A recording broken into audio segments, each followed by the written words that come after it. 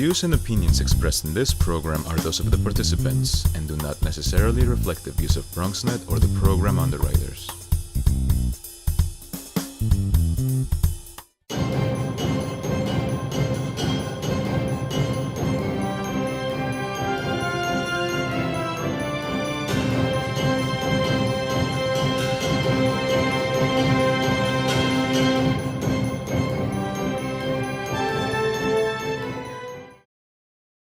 How's everyone doing?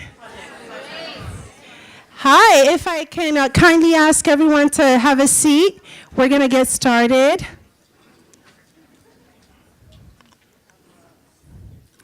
Good evening again. My name is Sandra Apia, and I am with the host organization Face to Face Africa. Welcome to all of you. It's so great to be here with such incredible women, talented, intelligent, and we're super excited about our discourse today. And so I just want to get straight to the program. We're running a little bit behind schedule. There's some rain out there, but we're definitely looking forward to a great event.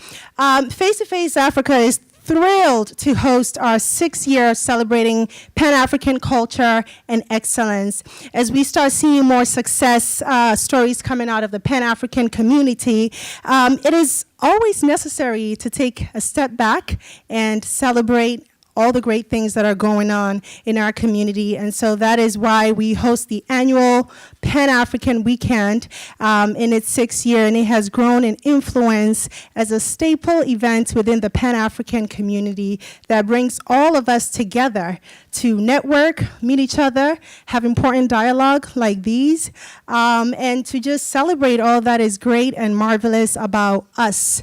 And so we're very excited about this weekend. We have a 4-day, it's actually from here. We have another event tomorrow at Supernova, the networking mixer, Ayapa, which is actually one of the longest running networking mixer for African professionals here in New York City. So we're very excited about that. And then on Saturday, we have the Facelist Awards Gala, where we're celebrating Pan-African achievement. We have an incredible list of people who we're honoring. And then we're closing off on Sunday with a jazz brunch also at Supernova, which is literally right across the street. And so, but you know, it is absolutely fitting that we start the Pan-African Weekend. We kick off with the Women's Forum. For too long, the voices of women of African descent have been marginalized, ignored, or silenced. But we've always known that African women are strong, resilient, and passionate people who work fiercely for the people and causes they care about. So today, you will hear from two very intriguing panels of trailblazing women who are changing the narrative on what it means to be a woman of African descent in today's world and how they are creating new paths for the next generation. The Pan-African Weekend would not be possible without the support of our sponsors. And this year we're so fortunate to have our returning sponsor for the second time, Prudential, as well as a new sponsor, Toyota, and they are investing tremendously into our community and are really committed to equipping you and I with the resources and tools that we need to be successful. And so we're very excited to have them partner with us to bring you this whole weekend of festivities. And so very briefly, I have two of the representatives from Prudential and Toyota here, and I just want to invite them to come up and welcome you and just say a few words. So please join me in welcoming Mia Phillips from Toyota and George Barnes from Prudential. Thank you. Thank you, Sandra. Hi, everybody. How are you feeling? You're looking excellent. Everybody looks fabulous. We are so happy at Toyota to be here for our first year sponsorship of the Pan-African Weekend. We understand, and with this particular audience in mind, I was really excited when I found out about the women's panel, because who runs the world? Absolutely, amen to that. Girls run the world. Nothing against you brothers in the room. You know, you have your thing too. But girls run the world. And we know that especially in the African and the African American community, when it comes to purchasing decisions and consumerism, African American and Pan-African women are making 80 to 90% of the purchase decisions in my household. When I was growing up with my mom, it was like 100%. My dad had a little say, but making the decisions and having those robust dialogues and moving us ahead as a people. So we're so happy to be here to sponsor not only tonight, but to sponsor this entire weekend and engage with you. Please feel free during the weekend. I will be here all weekend to come up and chat with me. I would love to chat with you. This is our first sponsorship, as I said, of this event, but of any Pan-African event. So I'm really interested from those of you in the audience who know of any other Pan-African events that are taking place in the different communities, where they're taking place, when they're taking place, and how we might be a part of engaging further and engaging in more robust dialogue. So enjoy this evening. I am so looking forward to the panelists and the dialogue that will happen here today, and have a great time. Thank you very much. Well, we don't rule the world. We wait to get told what to do, and we fall in line, and we do it really well. Yes, I am outnumbered. Mama didn't raise no fools. On behalf of Prudential, I want to thank you for the opportunity to allow us to enter into this evening's event and even over the weekend. It really is about you. When Prudential decides that they want to make a splash into something, they do it after much, much study, much, back and forth. And this is an organization, I think I was privileged to talk to them maybe about 3 or 4 years ago. They actually met in my office, and we talked about how we could partner together and make a difference in the lives of Face to Face Africa and the Pan American group. And I will tell you that it's really cool to see something start from the beginning and have it come to fruition. And that is really cool. And now I've had the privilege of being with Prudential now almost 30 years. So I've seen us come almost 180 degrees when it comes to multicultural marketing and inclusion, where we now have marketing materials that look like people that I would talk to, right? And I say that to you sincerely, right? And that's a big step for a company that's been around since 1875, right? So our desire is to be here not just to be a sponsor, but to be engaged and to be present and to be involved. And the only way that we're going to have true success is that you then, as you see me over the course of the week, is that you engage me, right? You see me, I'm trying to be real cool and trying not to sweat, My hair is frizzy from all of the humidity, but I'm okay, I'm good. But engage us, talk to us about the things that you're concerned about from a financial perspective, right? That's what our table is about, for you to talk about what your dreams are, what your aspirations are from a financial perspective, because that's what we do. We ask in all of our marketing material for you to bring us your challenges so that we can help you make those challenges become actualities. And so we're here.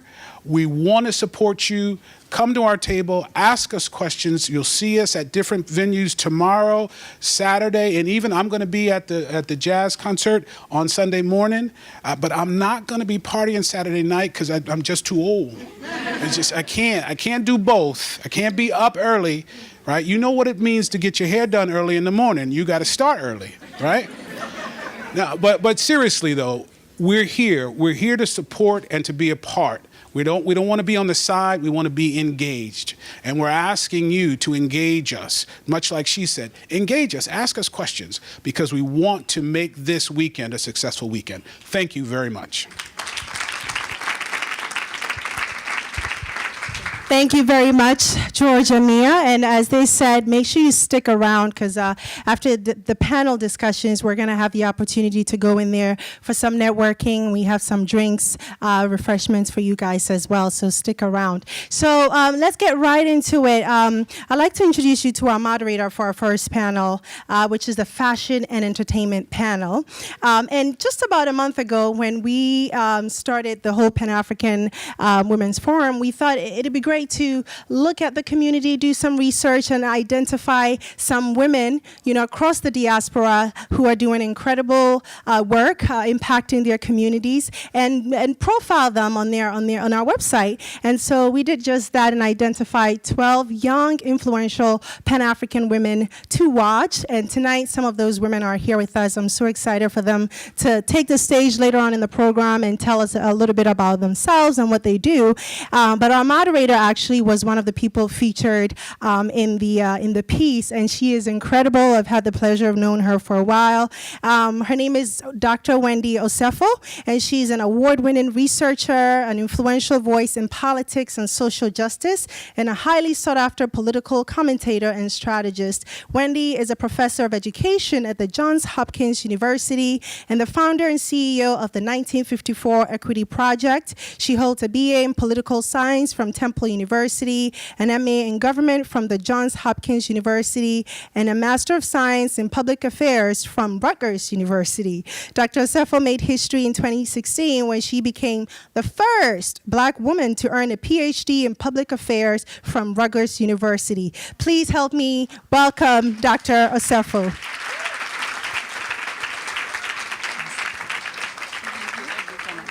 Thank you. Has someone ever said something about you and you're like, who are they talking about? All right, that was just my moment right there. Hi, how are you guys doing? All right, so we're going to have a good night, but this is not about me. This is about the beautiful women who are going to sit on this panel beside me. So I'm going to introduce them as I am introducing you. You want me to switch microphones? As I am introducing you, can you guys hear me?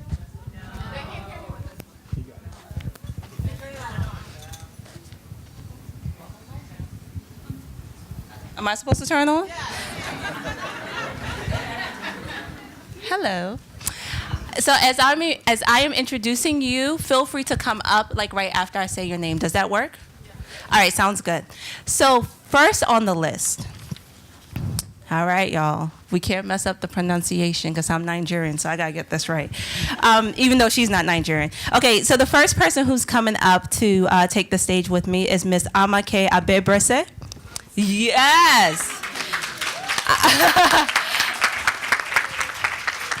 Amake is an award-winning Ghanaian British actress. She's listed as one of Africa's top 20 actors by Film Contacts. Her film credits include Ties That Bind, which co-stars Omotola and Kimberly Elise, The Cursed Ones, which is co-starring Jimmy Jean Lewis, and the Netflix movie Beast of No Nations, which stars all of our husbands, Idris. This is a real conversation, right? Okay, so we can share him. Okay, so all of our husband, Idris Elba. She is also the founder of the I Love My Natural Skin Tone, Say No to Skin Bleaching campaign, which addresses the issue of skin bleaching in Africa. Please welcome. Thank you, thank you, thank you. Okay, next to join the stage, we have Miss Abrima Eriwa. Yes. She is a luxury fashion and international development expert with years of experience. She is the co-founder and president of Studio 189, a social enterprise launched in February of 2013 with actress and activist Rosario Dawson. Studio 189 aims to provide a platform to help promote and curate African and African-inspired content and brands through worldwide distribution and manufacturing of a private artisan-produced collection. Please welcome our next guest. Okay. Next on the list is Miss Mushia. Mushia is a jack of all trades. She is a breakout star of WeTV's reality hit show, Cutting It in the ATL, and she is giving y'all fan, honey. Okay? She is giving you fan as she walks with the glitter. Let's just take a moment. Yes, yes. Okay, I will continue. And the founder of The Damn Salon, which has married high fashion, edgy aesthetics with a celebration of women's curly and kinky textures to usher in a new era in natural hair. Her creation of My Natural Doll gave her the opportunity to personify the unappreciated beauty of brown-skinned, kinky-haired young girls deserving of a doll that looks like them. Amazing. All right, next to join us is Miss Mimi Plange. Guided by the principle she refers to as the democratization of luxury, Mimi creates clothes that are very much inspired by the modern American luxury sportswear tradition, with an infusion of dark romance and aimed at the new international and democratically minded luxury consumer. Africa remains a limitless font of inspiration for the Ghanaian-born designer who constantly seeks out the unusual and the lyrically found in the African traditions, landscapes, and lore, and reinterprets these themes in a refreshingly modern way. Ladies and gentlemen, Miss Mimi Blanche. And last but not least, Igbo Quinn. Hey! My Igbo sister, Miss Chini Ogumike. I had to say that. Okay, all right, thank you. She is the first overall pick to the Connecticut Sun in the 2014 WNBA draft from Stanford University. She was the 2014 WNBA Rookie of the Year and the WNBA All-Star. Let's take that in because that is major. That's very major, okay? As the top pick in the 2014 WNBA draft, her and her sister Nneka made history, joining Peyton and Eli Manning as the only siblings ever selected #1 overall in the professional sports league. I mean, hello. Like, why am I here? I don't know. I'm surrounded by all these amazing people, but we are going to dive right in. So I want you guys, I introduced you using some words and some sentences that probably came off of a nicely crafted one-pager that you may have. But now you have an opportunity. If you could use 3 adjectives to describe yourself, what would they be? And we could start from left to right. Pressure. Oh my goodness. I'm loud. Okay. Talkative Oh, that's good. and creative. I like that. Yes, I'll keep it short since Okay. other people are here. Yes. Yes, ma'am. Yes, fan. Confident, black, Yes. and powerful. Yes. Yes. I'm just going to do like a brief sentence on my background. That is fine. So my name is Ibrima Uria, born in New York, half West African from Ghana and Ivory Coast. Mm-hmm. My mother's from Mississippi, and I started a brand 5 years ago called Studio 189. That's Okay. who I am. Okay. Oh, 3 adjectives. Well, I'll just say original, focused, and modern. Yes.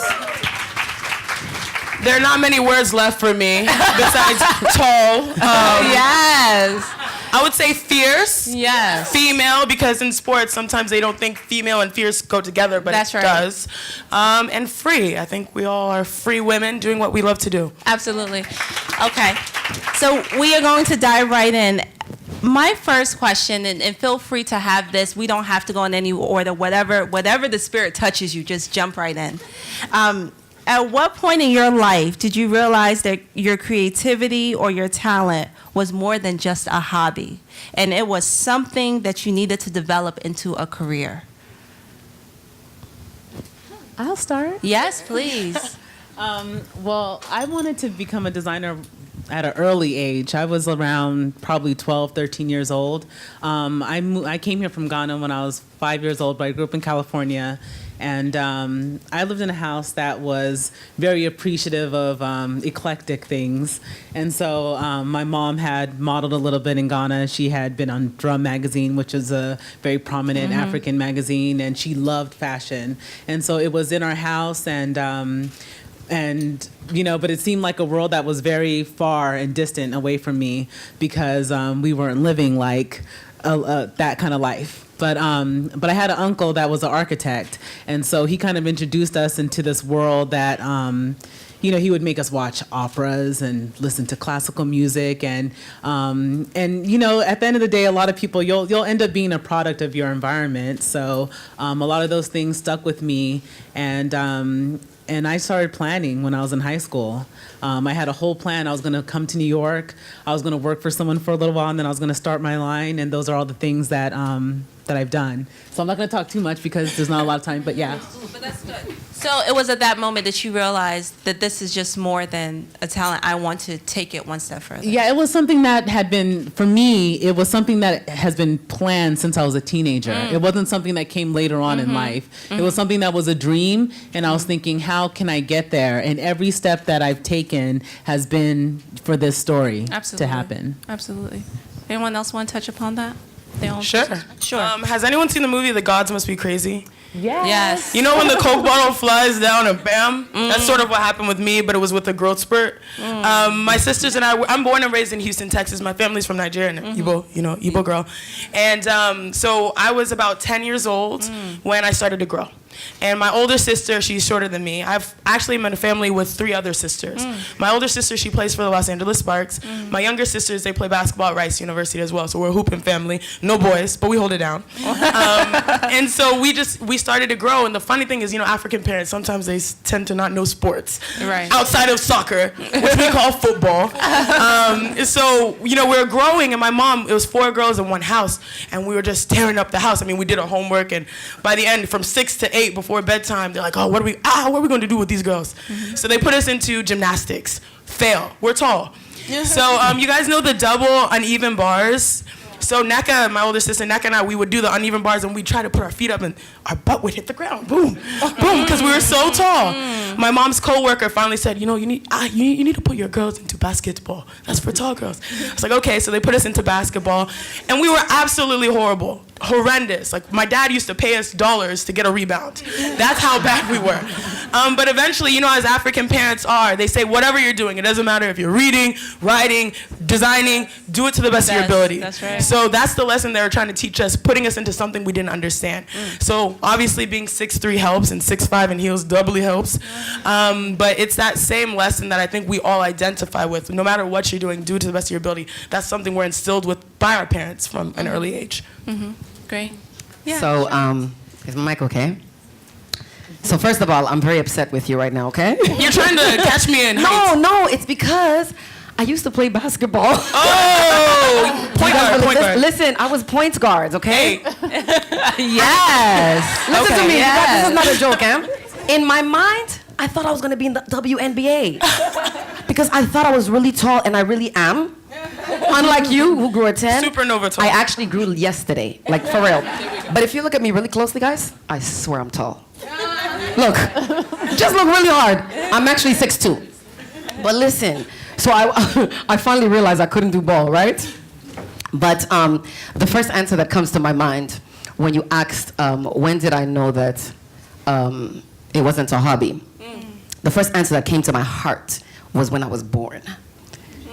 Because we're not born to be hobbies. We're all born with a purpose. You understand? That's the first thing that came to my heart. But I remember doing hair as a child. I was like 12, a little bit after you grew tall.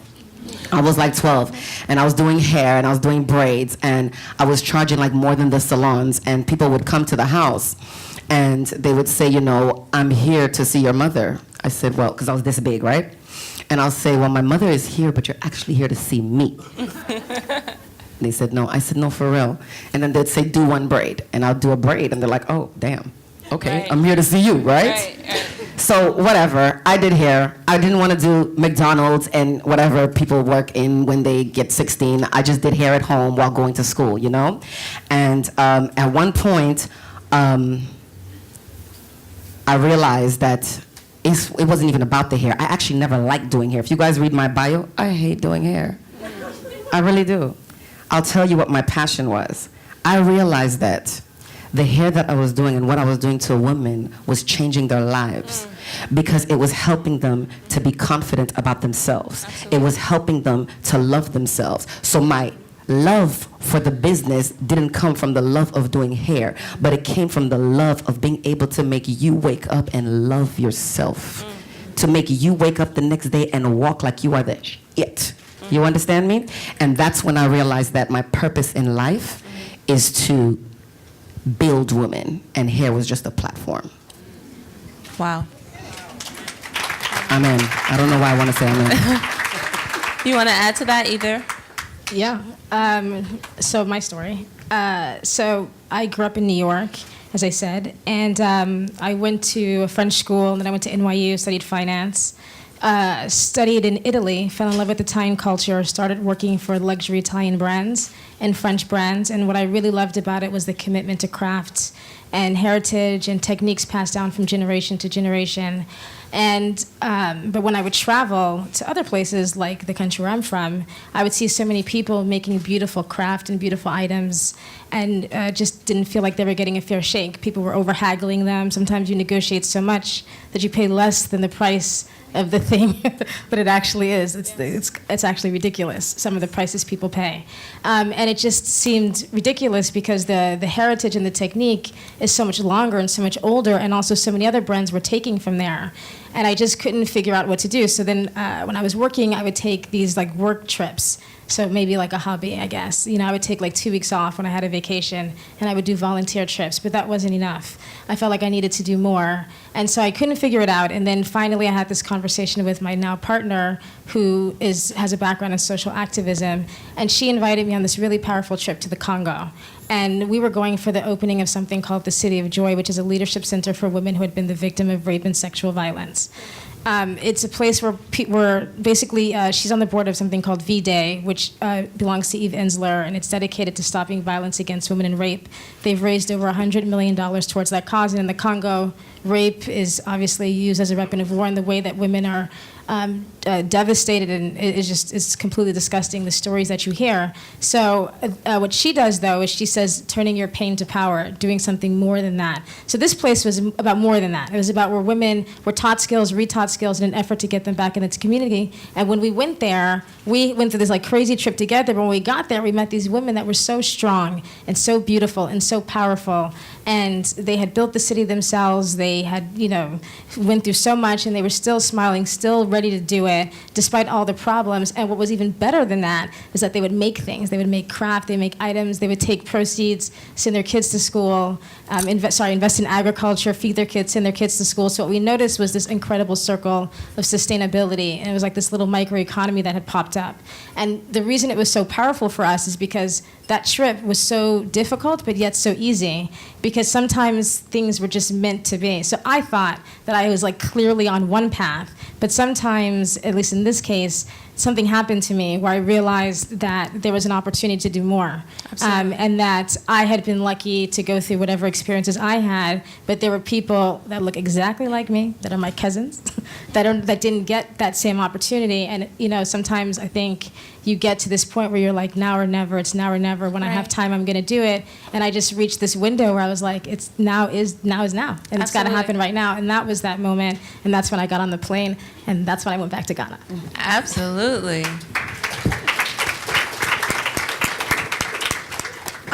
So for me, it's quite interesting. I'll just try and cut it a little bit short. So I grew up in England, in London, and where, you can count the black people on television. Yes. It was like, here's the black newsreader, here's the black, children's TV presenter, and whatnot. So I didn't see a representation of myself. I moved to Ghana, from Ghana to London when I was 9 to join my parents. And I knew I wanted to act because there's this film, and I've said this story a few times, but one night, my father wouldn't let us watch TV after 10.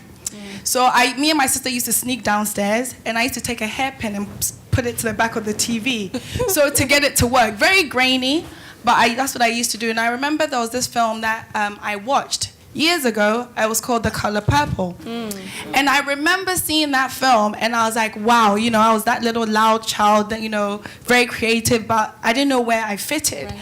I remember seeing that film and, crying my eyes out and just seeing all these black people, and I'm like, I want to do this.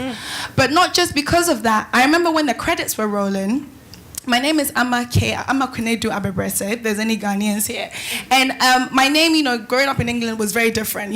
I was the only person with such a name, at least in my primary school. My secondary school, there were more Africans and, Ghanaians that I met.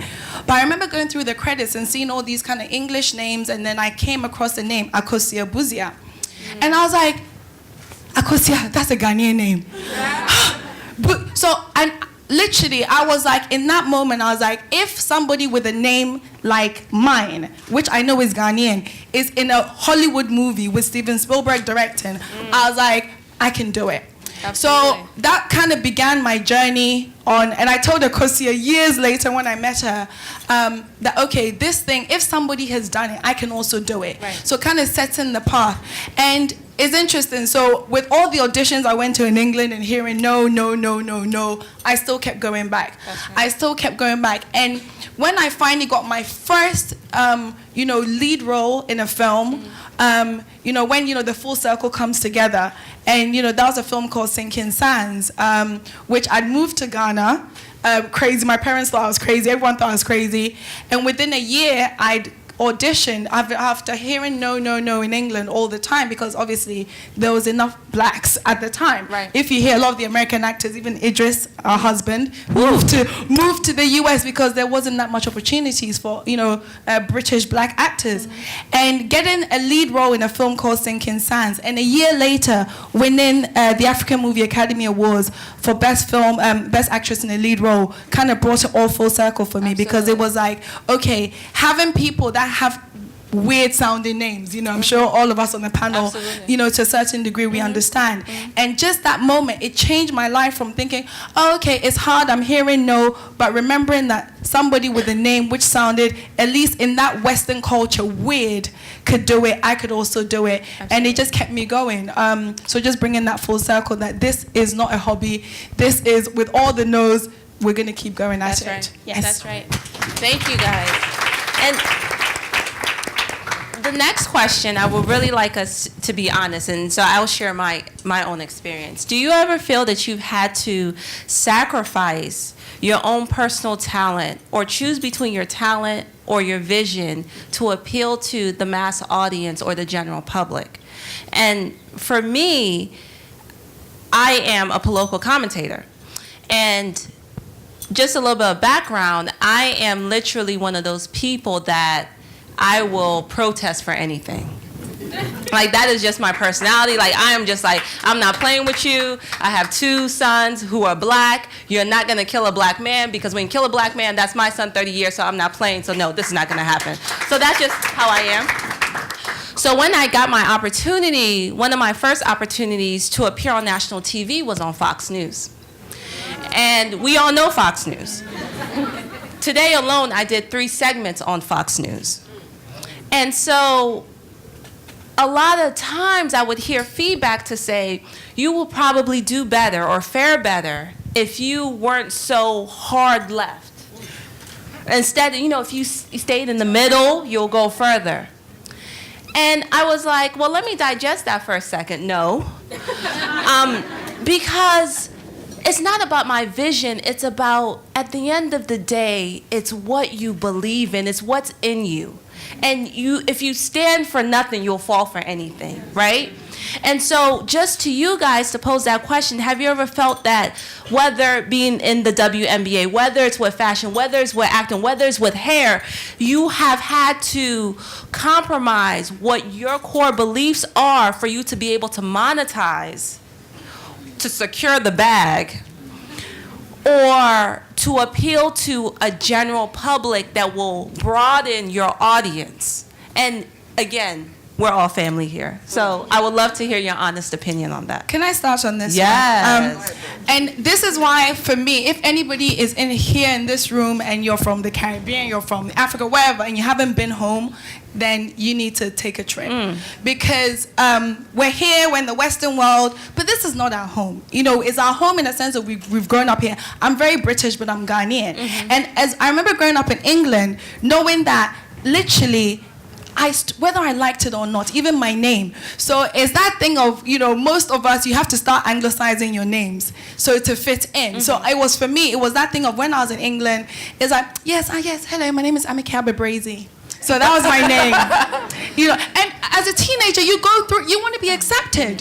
So, if your name wasn't, the usual, Anglo-Saxon name or whatever, it was like a real struggle. And I'm sure a lot of you here, if you have those names, you understand. So you have 2 pronunciations for your names. So the ones where, depending what room you're in, yes, hello. Or the one where it's like, yes. I have a friend when we're growing up, her name was Petra, but in her house she was Ijos Ejawake Wagane, you know, and so that was the thing. So I realized that when I was in the Western one, I had to compromise because after a while you get sick and tired of correcting people your name. Even my name, Amma, AMA, the most simplest names. I worked with a woman who could not pronounce Amma. Hey. Amma. Hello, Emma. I'm like, no, it's Amma.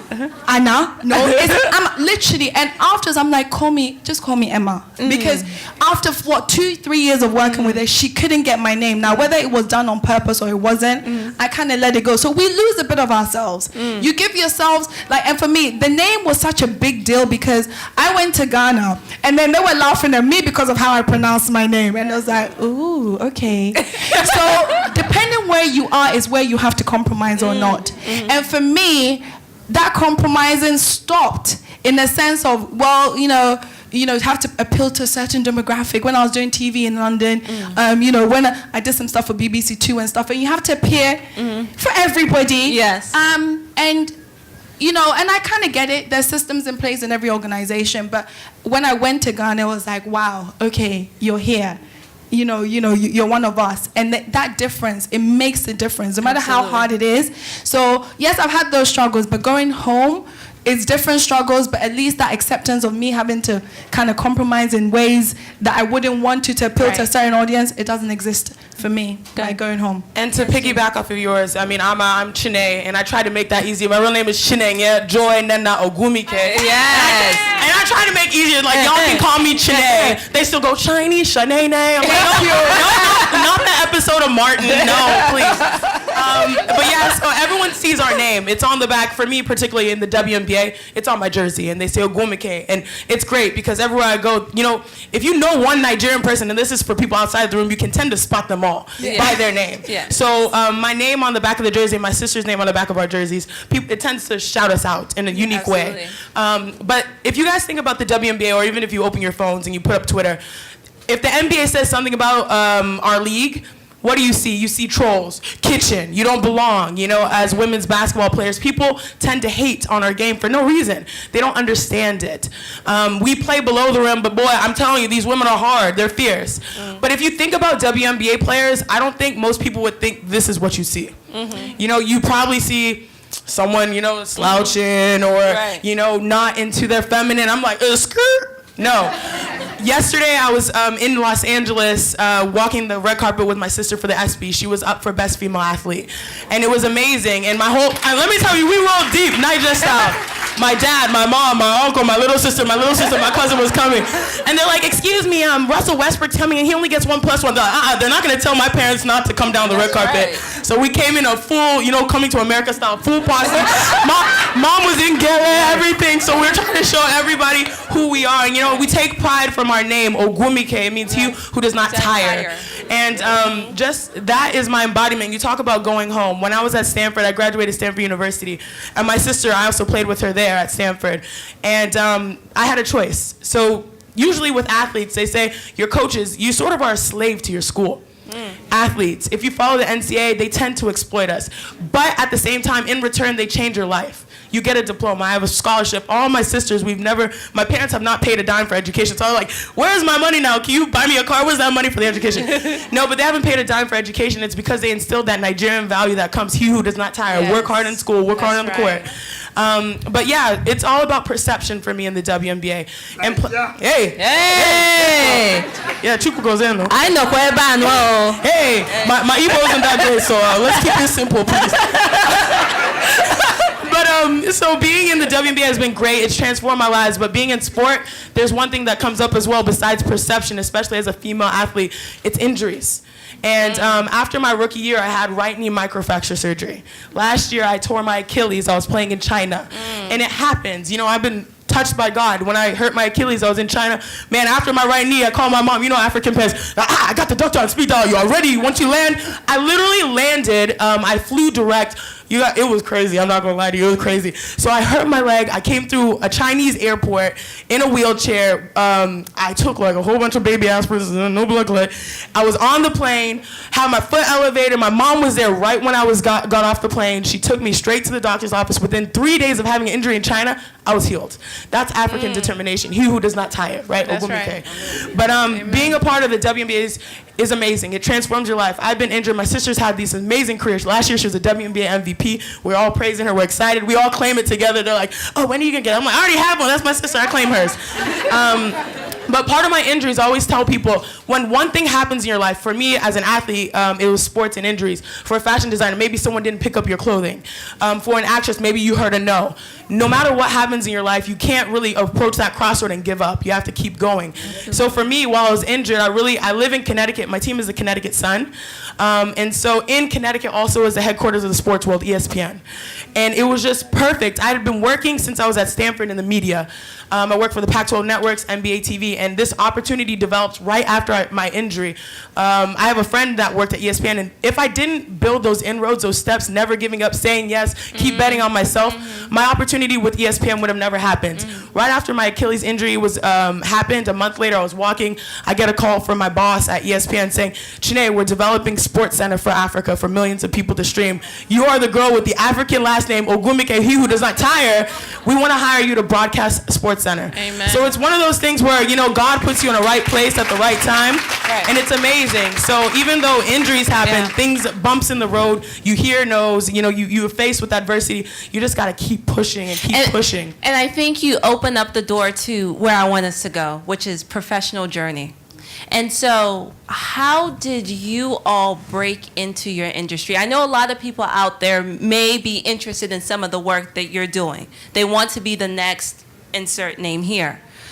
How did you break into your industry? Because right now we live in the social media world, and a lot of times we see on social media this image of people's lives, and we're like, well, I want that too, type of thing, right? And that's just natural human instinct sometimes. But there's a journey to everything. Things don't happen every night. And I always tell people, for me, Nigerian connection here, there's prayer behind everything. You don't know how much I pray, and you don't know how much my mom prayed, because she be in there again, the holy water, and spraying all through the house and just praying. But do you understand? Like, there's a journey that comes with it. So I would love to get your feedback of how did you break into your industry, and what would you say is that path, so to speak, if you were to create a nice little kit for your 21-year-old self and say, This is how you would get there. What would you say? What is in that kit? I would actually go back to your last question and say, don't compromise. Ever in life. Don't ever compromise. I always tell people that everything new is crazy until it's not. When I first started doing hair, it was all about natural for me, and that was like 17 years ago, I was like, I was like 13, okay? 12 or 13 when I started doing hair. And my whole thing was natural hair, way before it was cool. And if I was 13, that means that was 10 years ago, because I'm 21. Does that make sense? Oh, shit. Did I mess up? I'm 22, 23? Damn. All right. As I was saying. But everybody thought it was crazy. Everybody said, Mashia, only you can do that, right? But I said, no, everybody can. You guys can, Let me show you how you can do it. And it was those times when everybody was permed. And now you guys look around the room. Look around the room. For real. That's like, look around the room. Almost all the girls here are natural. You understand? Yes, give it up for yourselves. Give it up for yourself. Everybody told me I was crazy. I work at the bank, Mashia. I can't do that. You're crazy, Mashia. I'm an attorney. I can't do that. But I told them, yes, you can. As long as you do it, somebody else will let you. The only thing that held or are holding black women down from accepting who they are black women themselves. You understand me? White people, they don't care. They don't care. The first person to come to your office when you wear your hair wild is Shaniqua.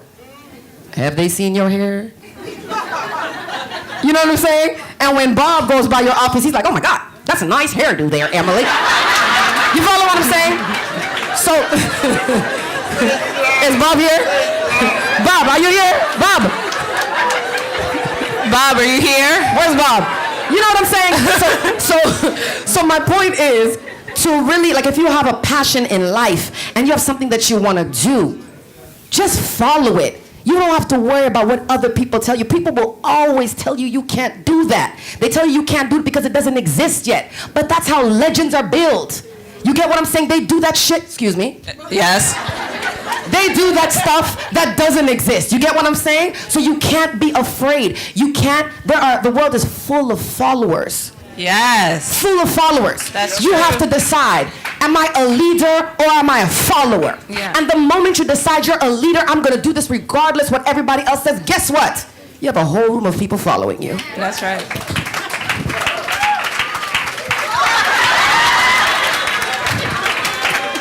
Y'all, I'm just telling you. I'm just trying to tell you. that is a word. Would anyone like to follow up with that? Anyone? Okay, so. All right, so because we're short on time, I also think another thing that we're interested in, along with the journey piece, is also how do we balance it all? Right? And all doesn't just have to be with family. It also has to do with friends. It has to do with just how do you balance it all? Because in order to be the best in whatever you're doing, you know, as you rightfully said, African parents always have that thing, no matter what you do, be the best at it. So even if you're the best at anything, you are working hard, you're working tirelessly to be the best in your field. But that also means that sometimes you skip over other things that you should be doing. So how do you balance it all? Or do you think you are balancing it all? I guess I'll go. Yeah? And I was sitting here thinking, how did I end up on this panel? I'm sort of like give you my notes. Girl, you and me both. Can you do it for me? You're so cute. I'm going to add the two together, the last question and this question. Awesome. So one, I don't actually think I perfectly balance anything. But I recognize that I'm on the journey to that. And that is what I've given myself. You know, I had reached a point, like, first of all, you asked, how did I get to where Absolutely. I was? Right. And mine was I just worked. You know, like, I knew what I wanted to do. I followed the steps. The way you said it, I just worked hard, but I also tried to work smart and clever and map out my journey. And but I did reach a point where I realized, what was I working for? I lost the plot. I was working too hard, too many hours for somebody else with no mission and no point. And that's when I think the biggest change is when I missed my grandmother's funeral in Ghana. My grandmother was obviously the matriarch of the family. Everybody revolved around her. You know, we're in Zima from the Western region, and I hadn't been in a long time, and everybody went to this funeral, and I thought I was too busy. I didn't understand. I couldn't connect. I couldn't afford it, and I was like, I just can't go. Then about a year later, my father had a stroke. This was like 2006. And I realized, like that, your life can change. Absolutely. You think you know the answers, you just don't know them. You know, and so that's when I just kind of was like, that's it. I got to find balance. I can't live my life this way. And so that's the journey that I've been on. So that's why for me it's been really beautiful to figure out how to balance creativity, my professional career, but also giving back to others and working in collaboration with others in social impact work in order to basically kind of work there. And then also, you know, health and fitness and all those other things like my family. That's really important. I think that especially living in New York, and also Ghana is like that too. I think it's fast. You know, Nigeria is very fast. Yeah. Too fast. Too fast. I think you get caught in a rat race really quickly. And so for me, I'm really on the journey to finding my balance. But I feel like I'm like 85% there. Right. So that's my story. Awesome. Okay, well, I'm going to give a different perspective on the question that you asked before. Okay. So we were talking about, do we have to compromise at all or things like that? And when I first came to New York, my first job, like 3 weeks here, I had like $400 and a big dream. My family thought I was crazy for moving to New York, but I was like, I'm going to do this thing because I feel like I have this talent that that is very, very strong, and I believe in it, so I'm going to do it. So I came here by myself. I got a job the third week as an assistant merchandiser, which was not an assistant designer job, which was what I wanted, but I stayed there for a while and eventually became an assistant designer, and I worked in a lot of different companies before eventually becoming a VP of design and then being able to start my own company. But when we talk about compromise or having to compromise yourself because of who you are, or feeling like you have to be more mainstream, even though I choose to use models from all different types of backgrounds and everything, has nothing to do, my choice has nothing to do with being black or not black. It's just a business decision, to be honest. It has nothing to do, it's not, I don't think about it that deep, and I think that if you want to, you can, if that's what is important to you. But at the end of the day, I just want to bring a different perspective, because I look at it like I want to have a global business, and I don't want a business that's driven by me constantly thinking about race. I think that's something I can do in my personal life, but I don't really think that that's something I need to do in my business. Right. And so for me, the decisions that are made are always what's best for the business, because that's what this is, and I'm not tying it into my personal. There's no social, there's no real social, like, you know, thing I'm trying to get across as far as race when it comes to the clothes. I'm making beautiful clothes, and whether people feel different ways, it's like you can have your company for different reasons, but it doesn't have to be something that you have to focus and bring the race into it if you don't want to, you know. And so sometimes, yes, you can walk into a room and the kind of clothing that I do and maybe be the only black person there, but I think if you can try to approach situations just as you are and try really hard not to think about the outside noise, it's always going to be there. There's always going to be racist things all the time. There's always going to be those things, you know, in life. I think no matter how great we become and whatever the future holds, if it's all white people, it'll be, well, you have brown hair, or you have blue eyes, or we're always going to have differences with each other. So it's important, and I'm not saying anything like, you know, it's not, but I'm just saying that when you run a business, it doesn't have to play a factor in it all the way if you don't want it to, and that's it. Yes. Yeah, and I think we all have different points of view about business, and I think the same thing that comes out from all of us is our focus. And I'm 25 years old, and I feel like I've lived 20 lifetimes because all I do is run and jump and get hit by my sister sometimes on her team. But when it comes to business, I think we all feel like we want instant success.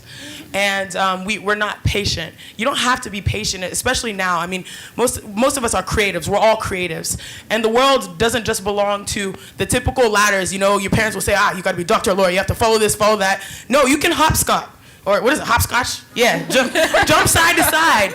The world belongs to creatives as well. You know, you see the tech startups that are kids in dorms that are doing amazing things. You see musicians that start off as age 2. But to me, I think we sometimes tend to get lost in our aspirations, and we get so tunnel vision, one-tracked mind, that you lose balance. Right. And for me, being 25, I felt like to be at the top of my game, I couldn't hang out with my friends as much as I wanted to.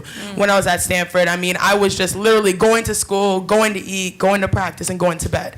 And when I look back, I remember I went back to my campus for the first time, and I was like, holy smokes, Stanford is gorgeous. Like, it's beautiful. Because I didn't stop and smell the roses ever.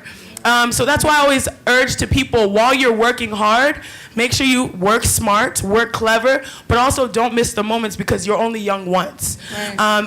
And what I really find, and it's so funny, when I think about balance, when you said the question, I was like, I just thought of my mom, because I'm 25, and you know what parents say when you're 25? Children.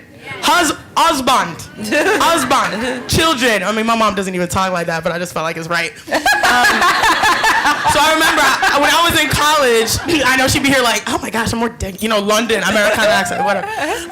When I was maybe in college, my mom would just start saying, okay, you know, I want you to date an Igbo boy, you know, stuff like that. You know, 22 comes around, she's like, he can just be Nigerian, okay? 23 comes around, I'll take West Africa. 24, she's like, I'll just take any African.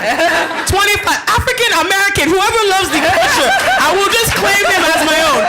So I'm at this point in my life where I'm like, oh my God, I've been just so focused. Like, I have all these other goals I want to achieve as a woman as well. Right. And I felt like I could have made headway with that in college, you know, if I just stopped and smelled the roses, which is why I told my little sisters, they wanted to go to Stanford, and Stanford's a great school, but my sister and I were like, go somewhere where you guys can also get the college experience. You can meet people, you can mingle, you can work hard. They're now at Rice, and they're studying, they want to become doctors, you know, making the parents proud. And they're great basketball players. They could play professionally, but they're living vicariously through us. Right. And we told them, like, you know what, you guys, we've seen the mountaintop of basketball. We love it. We want that for you. The money's great. The branding, the platform is great. But where do you want to be in your life at 25? Because at 25, I'm searching. I'm still searching. So we all are on our different paths, but make sure you keep it all in balance. You can also work as hard as you can in your business, in your brand, and also in your family life, in your community. Everything can work out. You got to stop and smell the roses a little bit. Beautiful. So there's that saying, to whom much is given. Wait a second, we're having church, so let's start again. To whom much is given.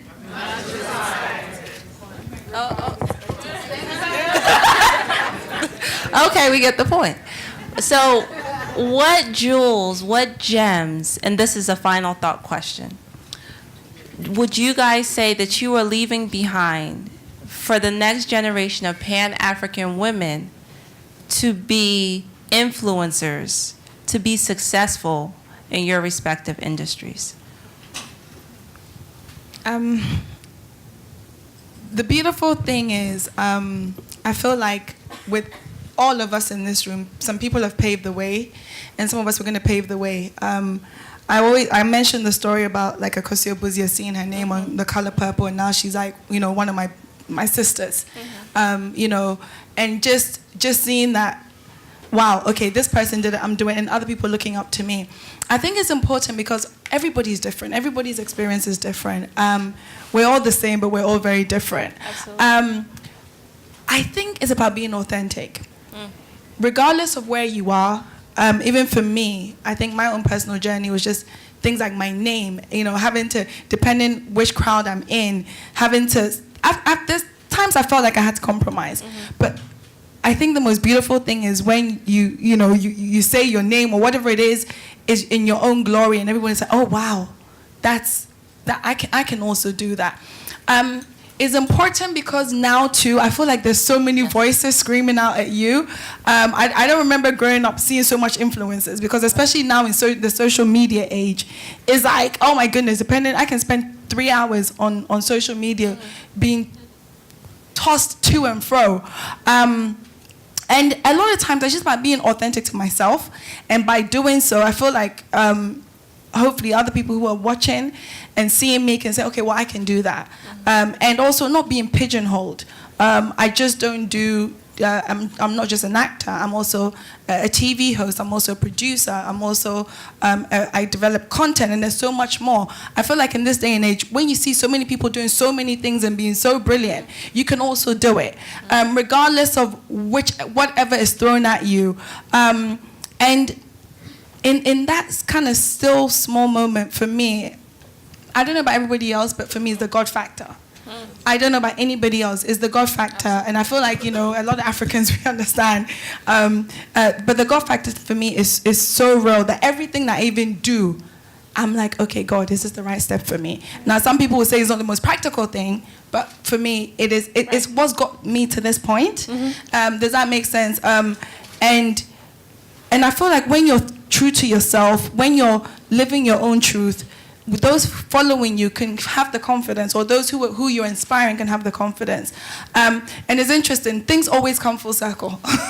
I've had so many full circle, you know, we don't have enough time to talk about it. But the key is to just be honest, be true to yourself in every moment, and the God factor, you know, always helps. Absolutely. Yeah. Okay. Follow up. What gems are you leaving for the generations after you? Mushia? Yeah. All right. I'm going to answer that question. Oh, God. Mushia, come on. By responding a little bit to what you said, okay? I respect your thought process, yes? Hey, I said I respect your thought process. Okay. So I respect your thought process, right? But I have a different thought process. which makes the world go round. So I'm a different person. I actually put black in my business. I put African in my business because that's what I am, that's what I love, and that's what I want to sell to people. You understand? I think that it's okay for us to put black in our business because for a long time, the businesses only put white. They didn't consider you. You get what I'm saying? So we cannot be ashamed as African and as black to make our business reflect our culture. You understand what I'm saying? So I think about that every single step I do. My doll in my country, what she's wearing, we call it kikwembe. In you, West African, I think you call it inkara, yes? Yeah. That's what I'm wearing. That's what she's wearing. Yeah. So to me, that's important. And that doesn't mean that I'm only marketing to black people, though. Okay? Like I said, I build black, I build African, but I sell to everyone. You hear me? Because when we buy straight hair, we're not buying us, right? So when we make Afro hair, that doesn't mean that I'm only selling to you and Shaquanda, right? I have sold to white people Afro hair. You get what I'm saying? No, give that up. You follow what? Yeah, give it up. You get what I'm saying? So, my whole point, my shirt.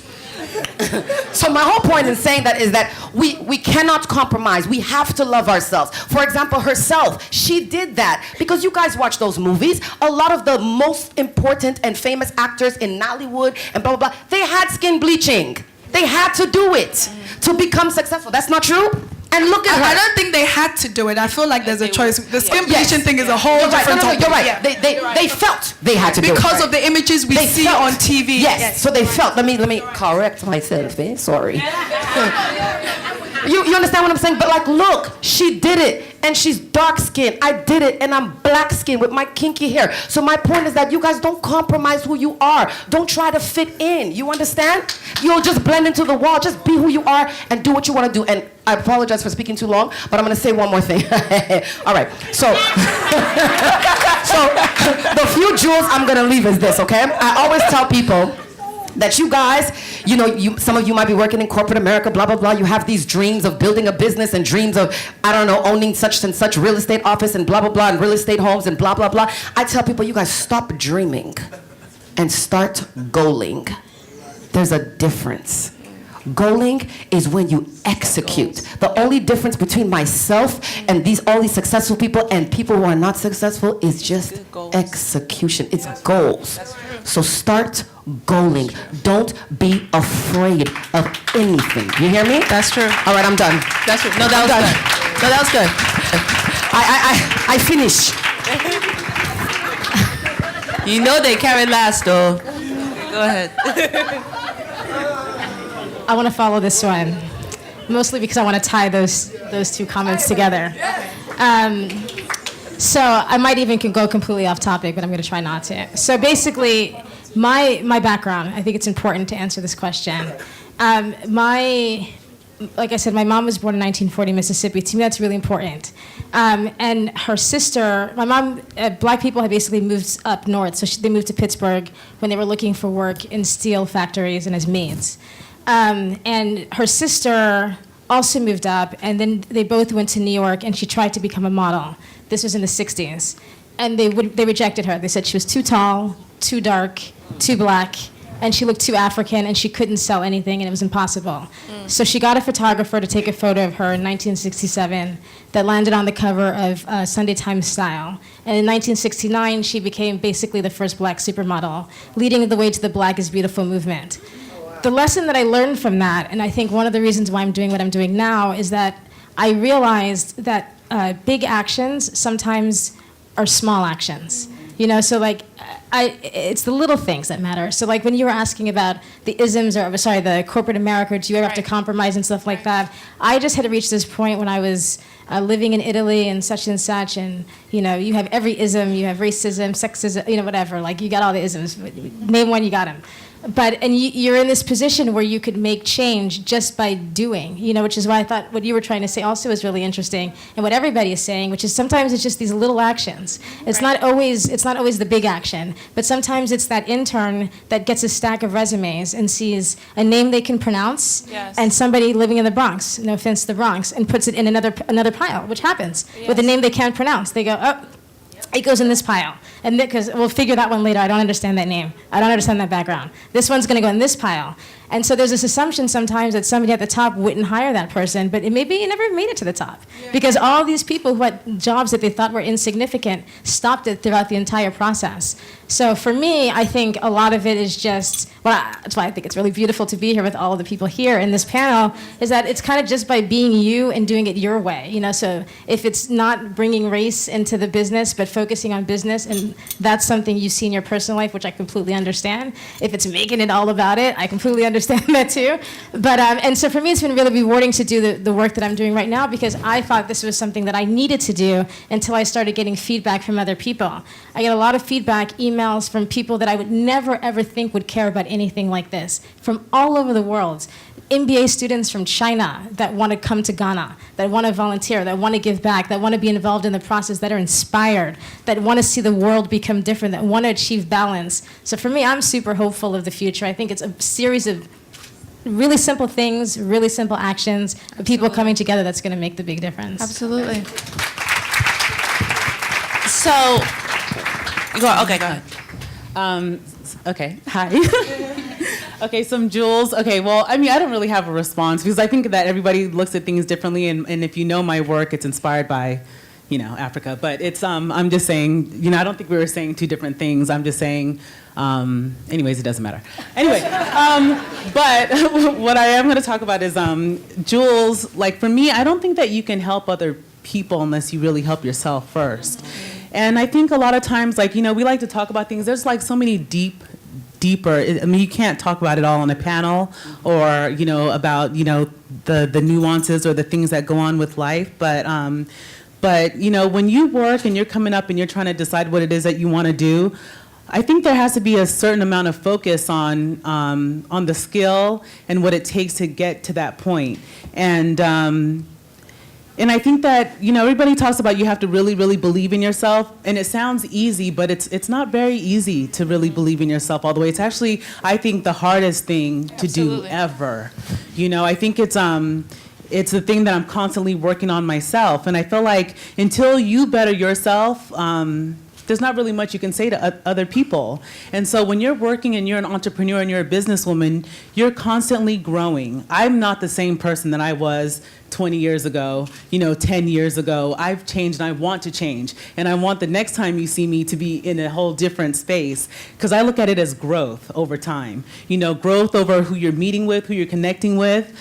Don't underestimate relationships in life. Those will get you very, very far. It won't get you. You still have to have your skills to maintain where you are, but the people that you meet, the people that you do business with, grows into other businesses, grows into things that you might not have expected. And it's not about, you don't have to bow down to anyone, and I don't think you have to bow. And I'm a very different person, because I've always been in fashion. I majored in architecture, I went into fashion, so I've never felt like I couldn't wear my hair the way that I wanted to wear it, or I couldn't do the things so I don't have that experience, and I have to be honest, I don't.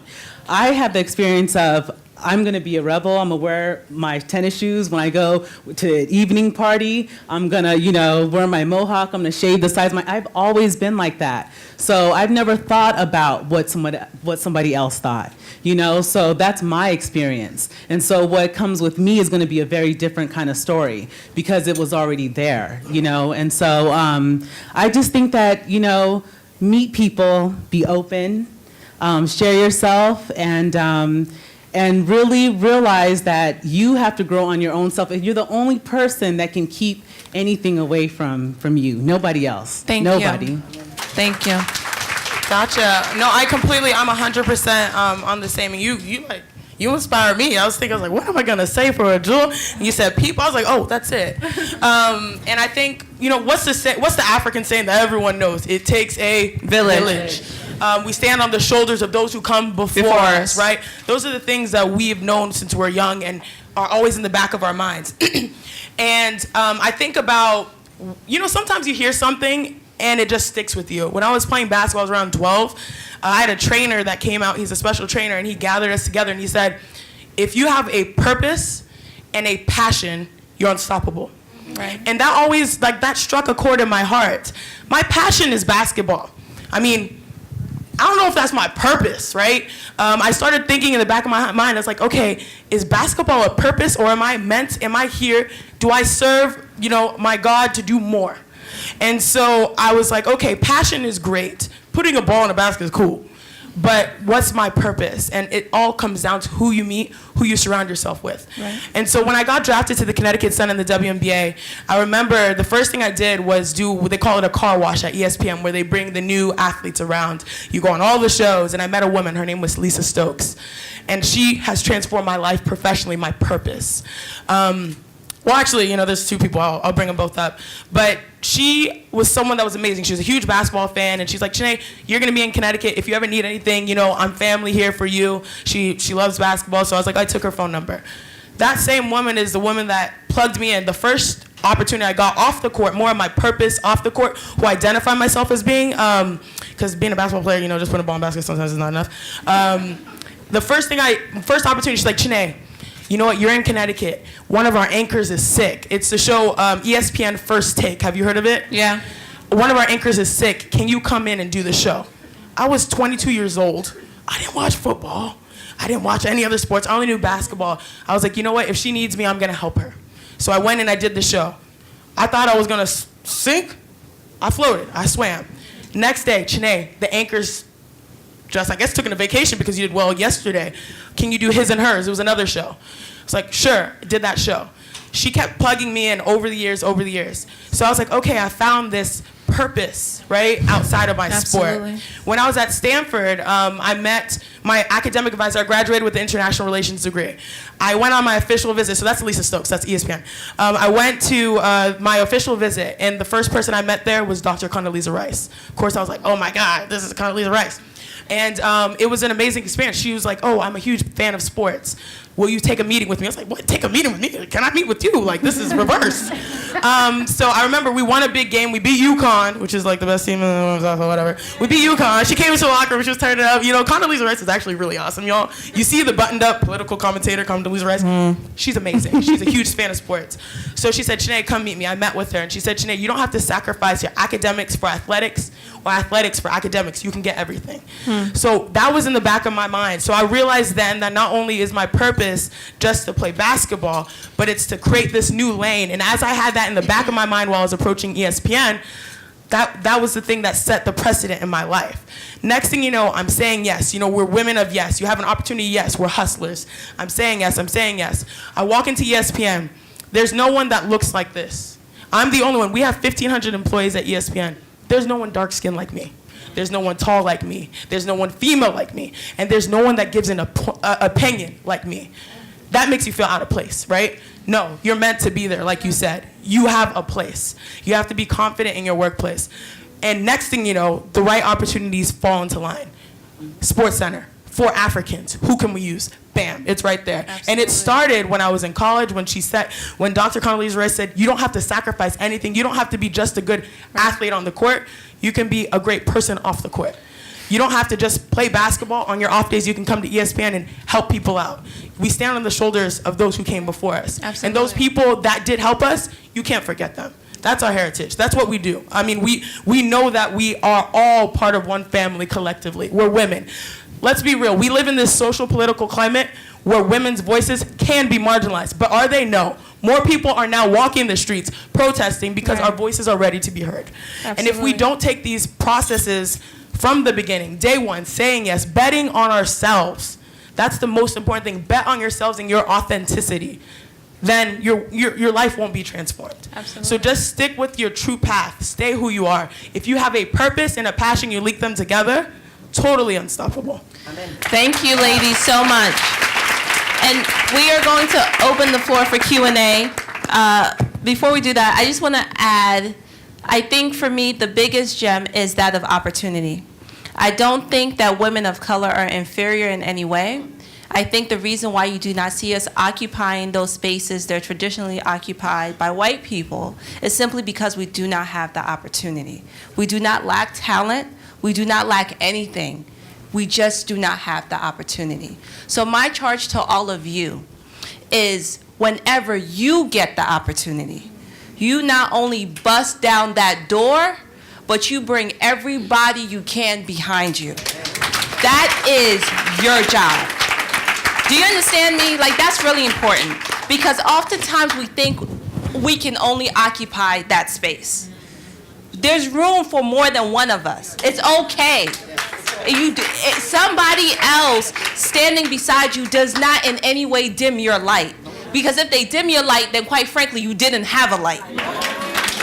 Do you understand what I'm trying to say? So we need to understand that. And so I really want everybody here, and don't think you have to be sitting up here to bust down the door to bring others. Wherever you are, whether you're a student, whether you're a mentor, whether you are working a 9-to-5, when you have the opportunity and the position of power to bring somebody else that looks like you, you better bring somebody else in that looks like you.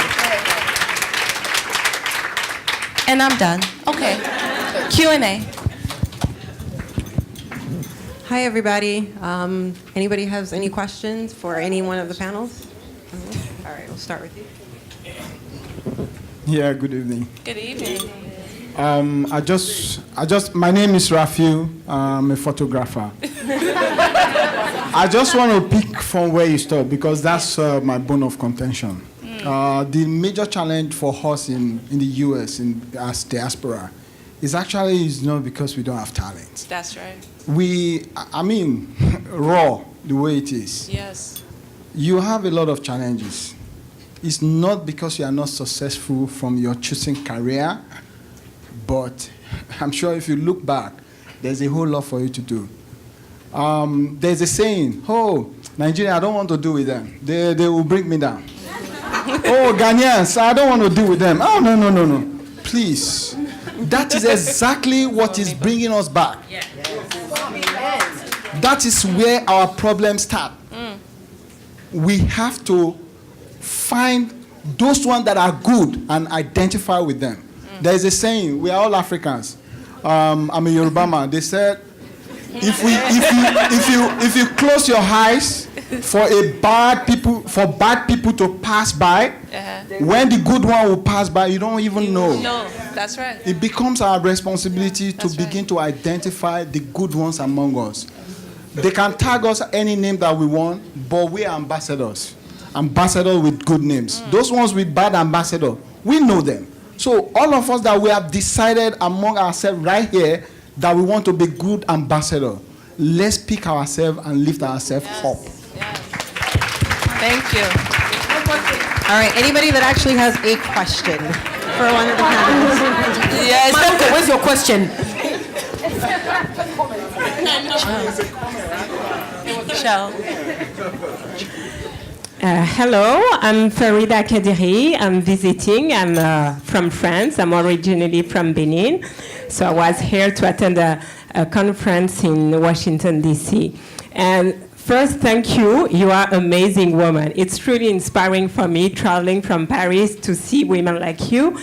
And, it's about changing our story, changing about the narrative.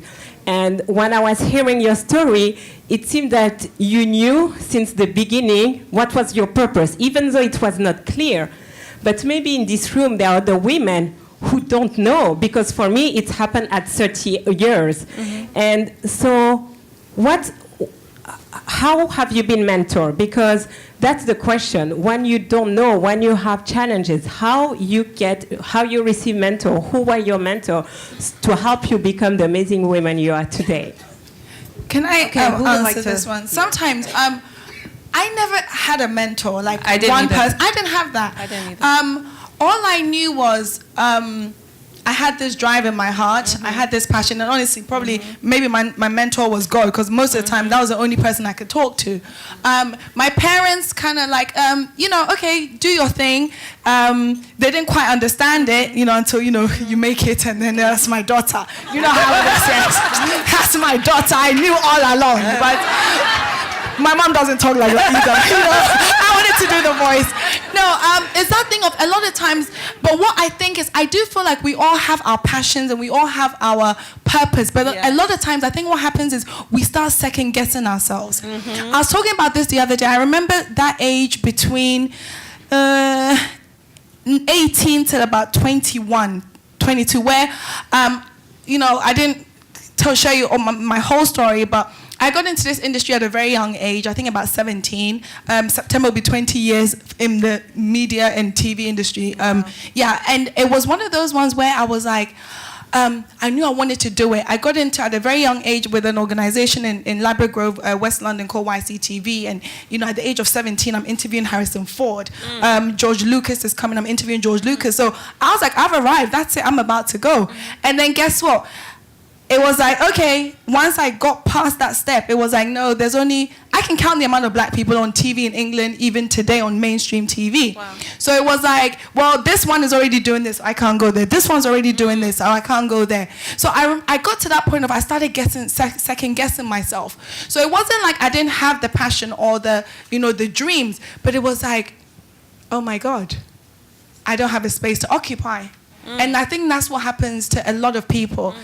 You do have your passion, you do have your drive, but when you feel like you haven't got a place to fit, and I really didn't, and I didn't have nobody that says, here you go, I'm going to hold your hand and take you. Nobody took me along. So it was like, okay, well, here we go. So I'm going to knock on this door. Okay, no, I'm going to audition for this. I'm going to do TV. I'm going to, I was doing work experience in different media organizations. I was doing, runner, as we call it, when you're the runner. I did everything because it got to that point when I realized that, there would be times when I remember for months, I would just stay in my house and just cry because I was like, oh, my friends are doing this, they're doing this, and I felt left behind. But it was just because I hadn't, it was just too much no's. I'm sure a lot of people have been through. It was just too much no's. So nobody brought me along. But that dream never died. That passion never died. That purpose never died. And I think at any one of those points, if I would have just said, all right, cool, let me just get a corporate job or whatever, my life would have been totally different. But even when I was working, when I went to university and I was doing 3 jobs on top of being in university, including a TV show for a BME channel, Black Minority Ethnic channel in the UK called OBE TV, which was so new at the time in England. It was an African-owned TV station on Sky. Sky is like your, cable TV. It's like, then I was like, oh, okay, wow, we have this audience here. We have that audience here. So a lot of times you're not going to get mentors. You're not. Not everybody's going to. I've met people who I've admired, and once I admire them, it's like, oh, wow. Okay, cool. They can advise me. But if you don't have mentors, don't let that stop you. Yeah. Pick yourself up. Right. And do it. All right, we have time for one more question. Can I just piggyback? Because I think you raise a good point. We're all creatives, and there's not necessarily someone that was doing exactly what we wanted to do. And I think you need to right now look to your left. Well, I don't know, that's my left, right? And look to your right now. Like, turn your heads, people, please. These are your mentors. Because I think if you think about our African collective culture, let me tell you, we're competitive. And the problem is we're competitive with each other. Ask about jollof. Who has the best jollof? Nigeria! We Ghana! We Ghana! Don't even go to this one. No, my point being is that we will end there. No. My point being is that we are so competitive with each other, not only countries, not only individuals. Oh, she's a doctor. Oh, well, my daughter's a doctor. We all have to band together. We have to be each other's mentors. As a community, as a continent, no matter what, it's not what country or what family or what household.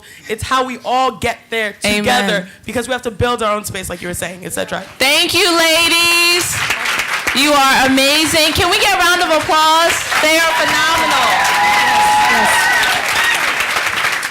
Well, thank you so much. We hope you guys leave inspired. They will be here for, I believe, the rest of the weekend, right? Okay, so this is Connections. Reach out, touch them, and I look forward to seeing all your faces afterwards. Group picture. Thank you. Thank you. Earlier, we have some young women here with us who were featured in our list of 12 young influential Pan-African women to watch. And we want them to come up very briefly and just introduce themselves and say, a few words about what they do. So please, if everyone, please, can you take a seat, please? Our time is fast spent and we want to get through this as quickly as possible. So please, everyone, just have a seat, and if you can just keep it down, truly appreciate it.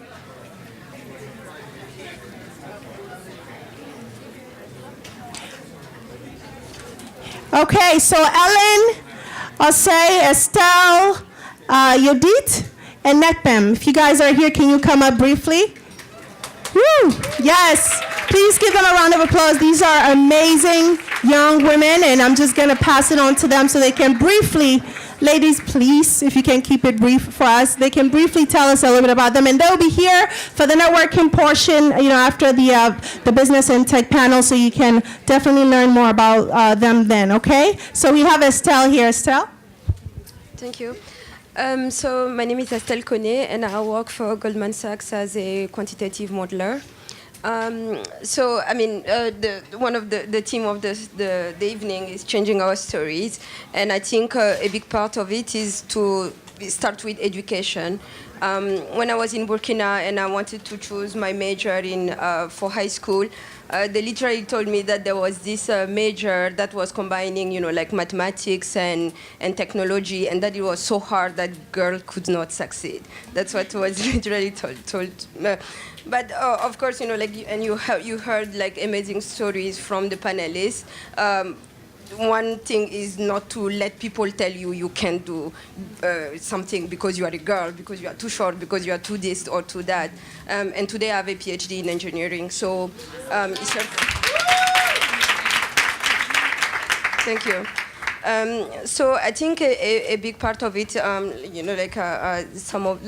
one of the question was, how do we give back? And that's through outreach activities, because I think it's about getting the message out there that mathematics is not complicated. Writing a piece of code is not hard if you do spend the time, work hard, and get people to help you. You will get there. So I think one important thing is to do outreach activities, and I'm very involved both with my company and also outside my company, trying to motivate girls to go into STEM education and in technology, because we all know that that's where the future is. So, thank you.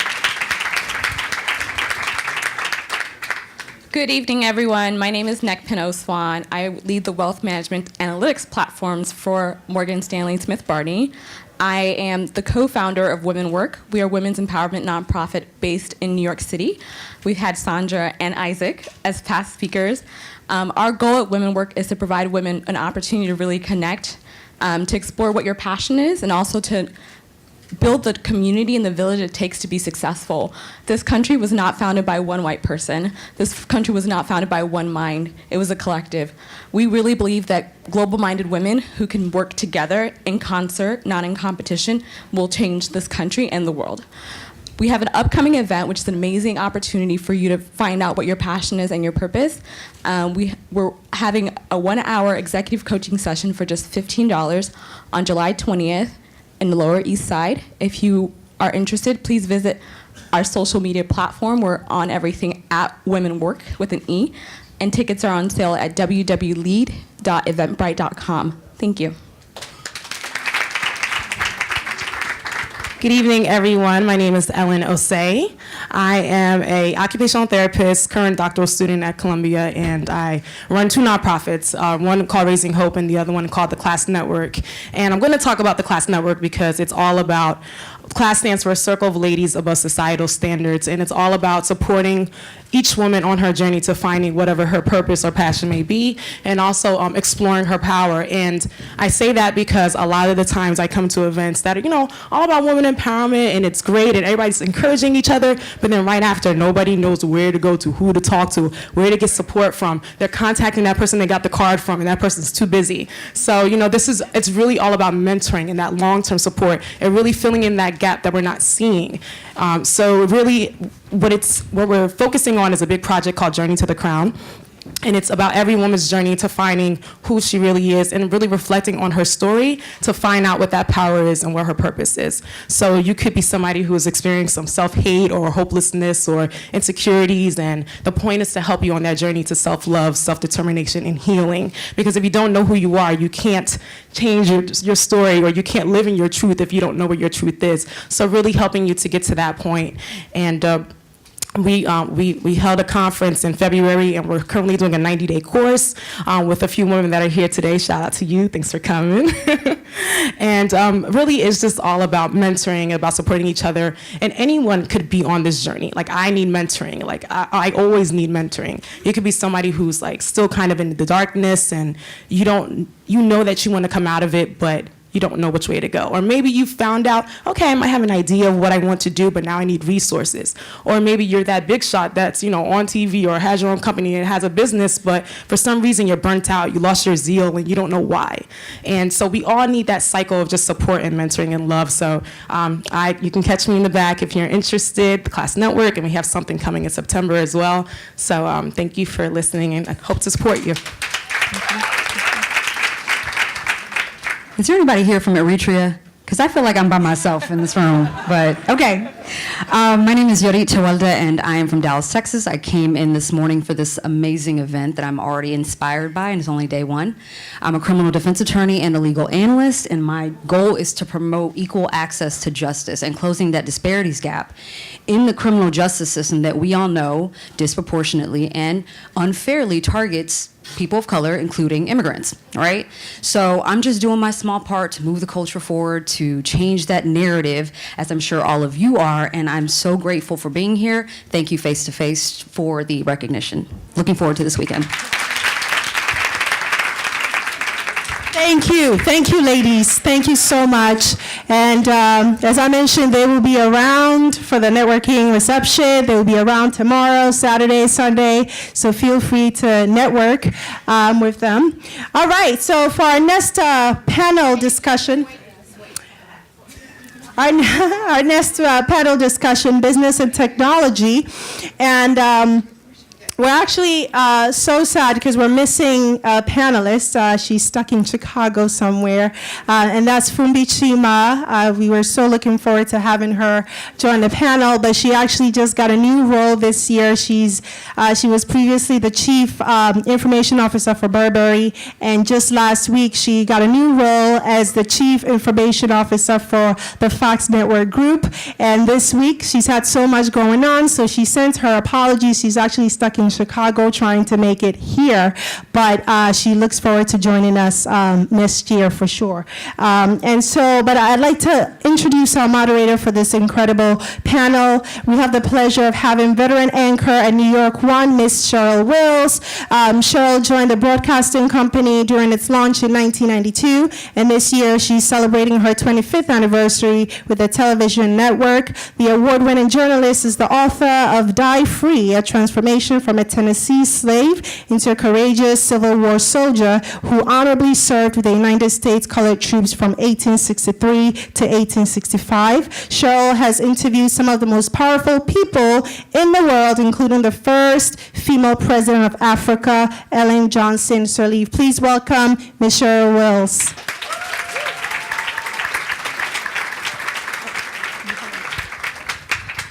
Good evening, ladies and gentlemen. Whenever women of the African diaspora get together, there is power present in this room. Do you feel the power today? I feel empowered after hearing all of those amazing speakers. We hope to continue that now. My name is Cheryl Wills.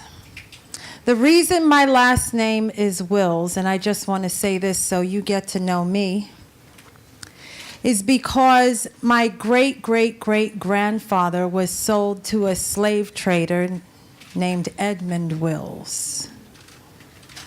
And that name carried down to me. I was born in New York City. My family's been here for 200 plus years. I am the first in my family to reconnect with the African roots. I did a DNA. Thank you. You don't know how proud I am of that. I did a DNA test and they compared it to the databases on the motherland. And they found that I was related to people in Ghana, in Nigeria. But the most dominant strain were the Bamaliki people of Cameroon. Yes, we are cousins. I could see it, girl. And the reason I say that is because no matter how we have come from Mother Africa, we're all connected. We're all connected. I'm tired of the divisions. We didn't create the divisions, but we are here to reunite. That's why I'm here today. So I am excited to present to you business because I am all about business and I think you are too. It's all about how do you get ahead? How do you pull those who are coming through the door after you, as was discussed earlier. So we have an amazing panel. I want you to welcome to the stage Dana Reed. Dana Reed is the interim CEO of the Africa Center. Most recently, she was the CEO of Pan-African Investment Company, a private investment company that made impact investments in SMEs in sub-Saharan Africa. Dana continues to advise and invest in SMEs on the continent. Prior to joining PIC, Dana was a managing director at Semper Capital. That's a structured credit asset management company with $1.5 billion. Please welcome her. Also here tonight is Lucy Quist. Lucy Quist is the managing director of Airtel Ghana. Lucy is the first Ghanaian woman to lead a multinational telecommunications company in Ghana. A passionate believer in excellence and integrity, Lucy successfully transitioned from a core engineering background to become one of Africa's leading telecommunications business leaders. Welcome to you. Uchente Emuliomo. Thank you. Thank you, Uchente. Please welcome her. She is a Vice President, Corporate Counsel in Prudential's Employment and Labor Law Department. In this position, she provides employment law counsel and advice to human resources and business leaders regarding all aspects of the employment relationship, including recruiting, performance, management, discipline, termination, and corporate restructuring. Very impressive. And Adina Bayo is also here. She's the founder and CEO of Adina Bayo and Companies, which is the parent company that owns IHOP franchises in Patterson and Irvington, New Jersey. She also has an amazing real estate portfolio with more than $225 million in urban redevelopment projects. Because of this success,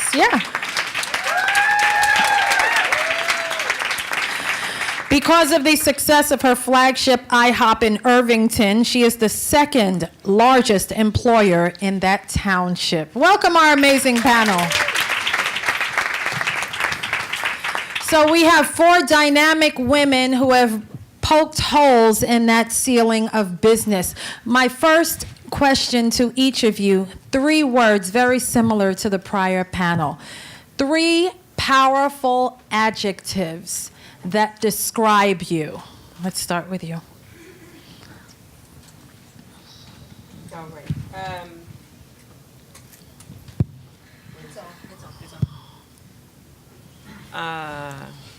Relentless. vivacious, and unapologetic for anything that I represent.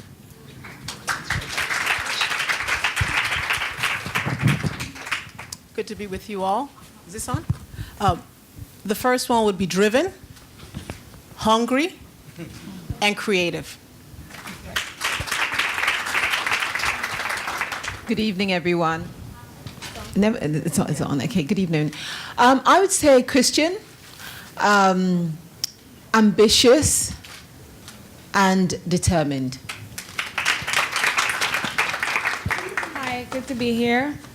I think I'll say I'm relentless, determined, and extremely hardworking. So starting with you now, Adena, let's talk about how you define yourself in your sphere of work.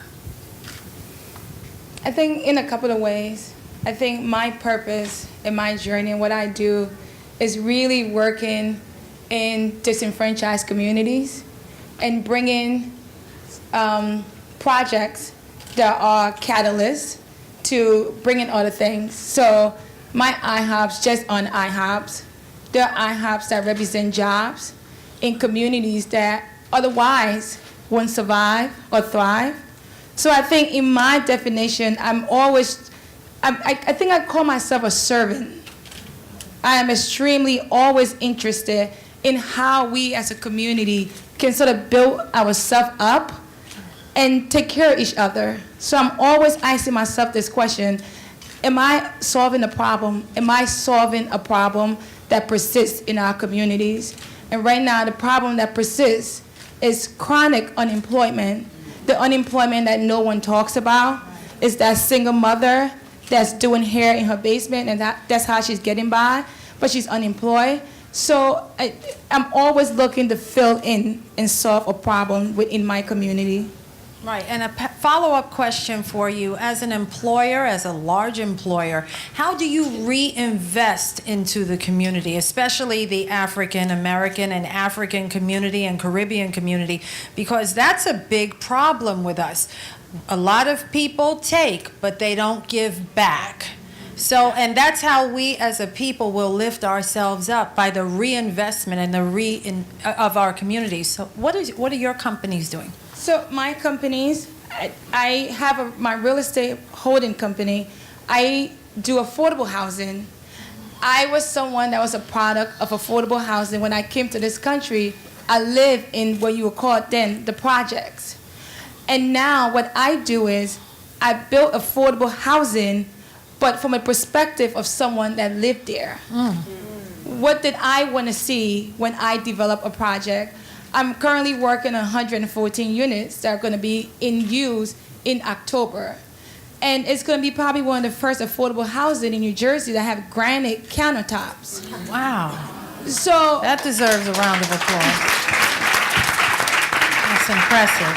So I'm always thinking, as someone that is a product of the disenfranchisement of our community, how can I build it up, but from a perspective of when you know better, you do better. Do better. Brilliant, brilliant. And that sister's from Liberia, by the way. Yeah. How do you define yourself? I think my definition of self has evolved over time, and I think from a background of being a happy, nerdy girl. I was very happy being nerdy. I love science. I love mathematics. I'm a chartered electrical and electronic engineer. And to be honest, I really thought nothing of it growing up. I just did those things because I genuinely enjoyed those things. And I continue to work in technology, running a telecommunications company. But what I say to people is that hard work that you put in at a young age and the thing you're really passionate about pays off in the end, because I say academic and professional success creates platforms where we can influence people. I mean, I wouldn't be sitting here if I hadn't done anything with myself. And today, what I'm really passionate about is the fact that I believe in business. I believe that every country that has successfully developed and created enough opportunities for self-actualization for its people has done that through business.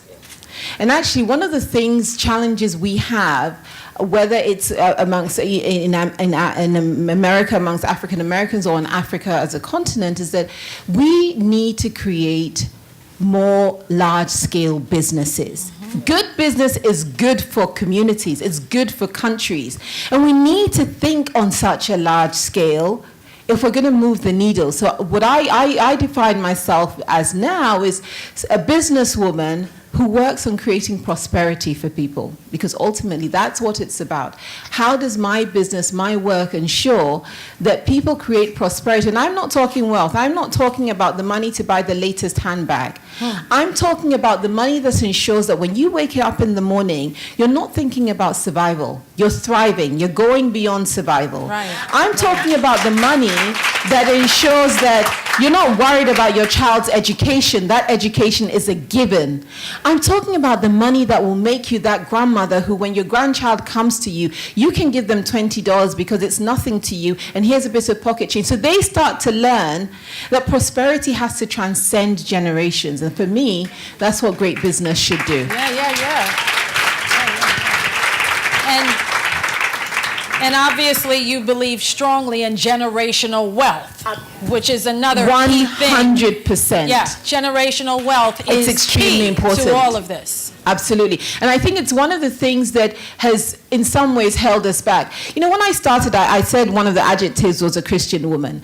And I see my faith as a practical faith. I go to church and I fellowship, but it has to translate into what I do every single day. And even the Bible teaches us that it uses the word man, but it applies to all of us, man and woman, leaves an inheritance for his children's children. Yes. That is that what I do today has to be of benefit to my grandchild. Forget my child, that's a given. Yes. My grandchild has to get something else of being my grandchild. And that's what I don't think we do enough of anymore. I think that, back in the day, a long time ago in Africa, it was a given. Somehow we lost touch with that a little bit, and we need to go back to it, that if I need to make a short-term sacrifice today to ensure that that grandchild has a better life, I'll do it. Great. How do you define yourself? Lucy, I feel like you just set me up so well. George, you're in the room, you're hearing this. I'm just so happy to be with you. Prudential is one of the title sponsors of this event. Prudential's goal since 1875 has been growing and protecting your wealth. And when it really started almost 200 years ago, if you really think about it, it was growing and protecting white wealth. Now it is growing and protecting everyone's wealth, and we are at the table just like everyone else. What I do, I will be completely honest with you, I am not on the business side of the law department, I am the corporate side of the law department. So I'll be honest, I do not make money for my firm, but I explain to them how to save money, I explain to them how to mitigate risk, and I've had some opportunities, especially on the Africa side, how to develop business, how to think about growing in other jurisdictions. We're in the United States, we're in Europe and Latin America, we're hugely in Japan. Very few people know that Prudential there are more employees in Japan than there are in the United States with Prudential. It's a national company, but we have international breadth. But there are, just a fun fact, there are more people that buy adult diapers in Japan than buy Pampers. Wow. So there's an aging community. Can anyone tell me which continent does not have an aging community? It's Africa. I'm not going to say we're late to the table, but we're getting there. And we're thinking about investment in Africa. Everyone can tell you, in West Africa, and South Africa, and East Africa, over 50% of the population is under 40 years old. There's a burgeoning middle class. And at Prudential, we have a group of people that are trying to develop the African business story. Just recently, I'm not sure if you saw in the Wall Street Journal, we just made a significant investment in an insurance company in Ghana. And this will be something interesting in the next 3 to 5 years, we've just invested in it, maybe we can develop it and brand it as a Prudential company. So in the next 5 to 7 years, Prudential will be on the continent of Africa, and I'm very excited about that. Wow. In terms, thank you, Lucy, just setting it up so well. For a lot of women in here, I see, when I just walked in, I thought the shoes were gorgeous. I thought the dresses were gorgeous. But again, at Prudential, what do? We talk about growing and protecting your wealth. And there's one thing I tell a lot of people and a lot of financial advisors, George, you'll hear me, for women especially, if it's on your ass, it's not an asset. Well, I want to post. Can I make a poster of that and frame it? That is brilliant. That is truly brilliant. The handbags, the money you spend at the hair salon, the shoes. Think about growing and protecting your wealth. Think about, you're buying your first home, you're buying your second home, you're buying an investment property. These are the things that white people have been doing for quite a long time, and we need to get on that bandwagon. And the thing about it is, in terms of Africans, we have the education. We're just getting there with the infrastructure and the financing. So in terms of developing your own business and saving for the future, it's nice to go out to restaurants and enjoy yourself and live in the moment, but you always have to think about tomorrow, and that is what Prudential is all about. Bravo, bravo. Dana, how do you define yourself in your work world?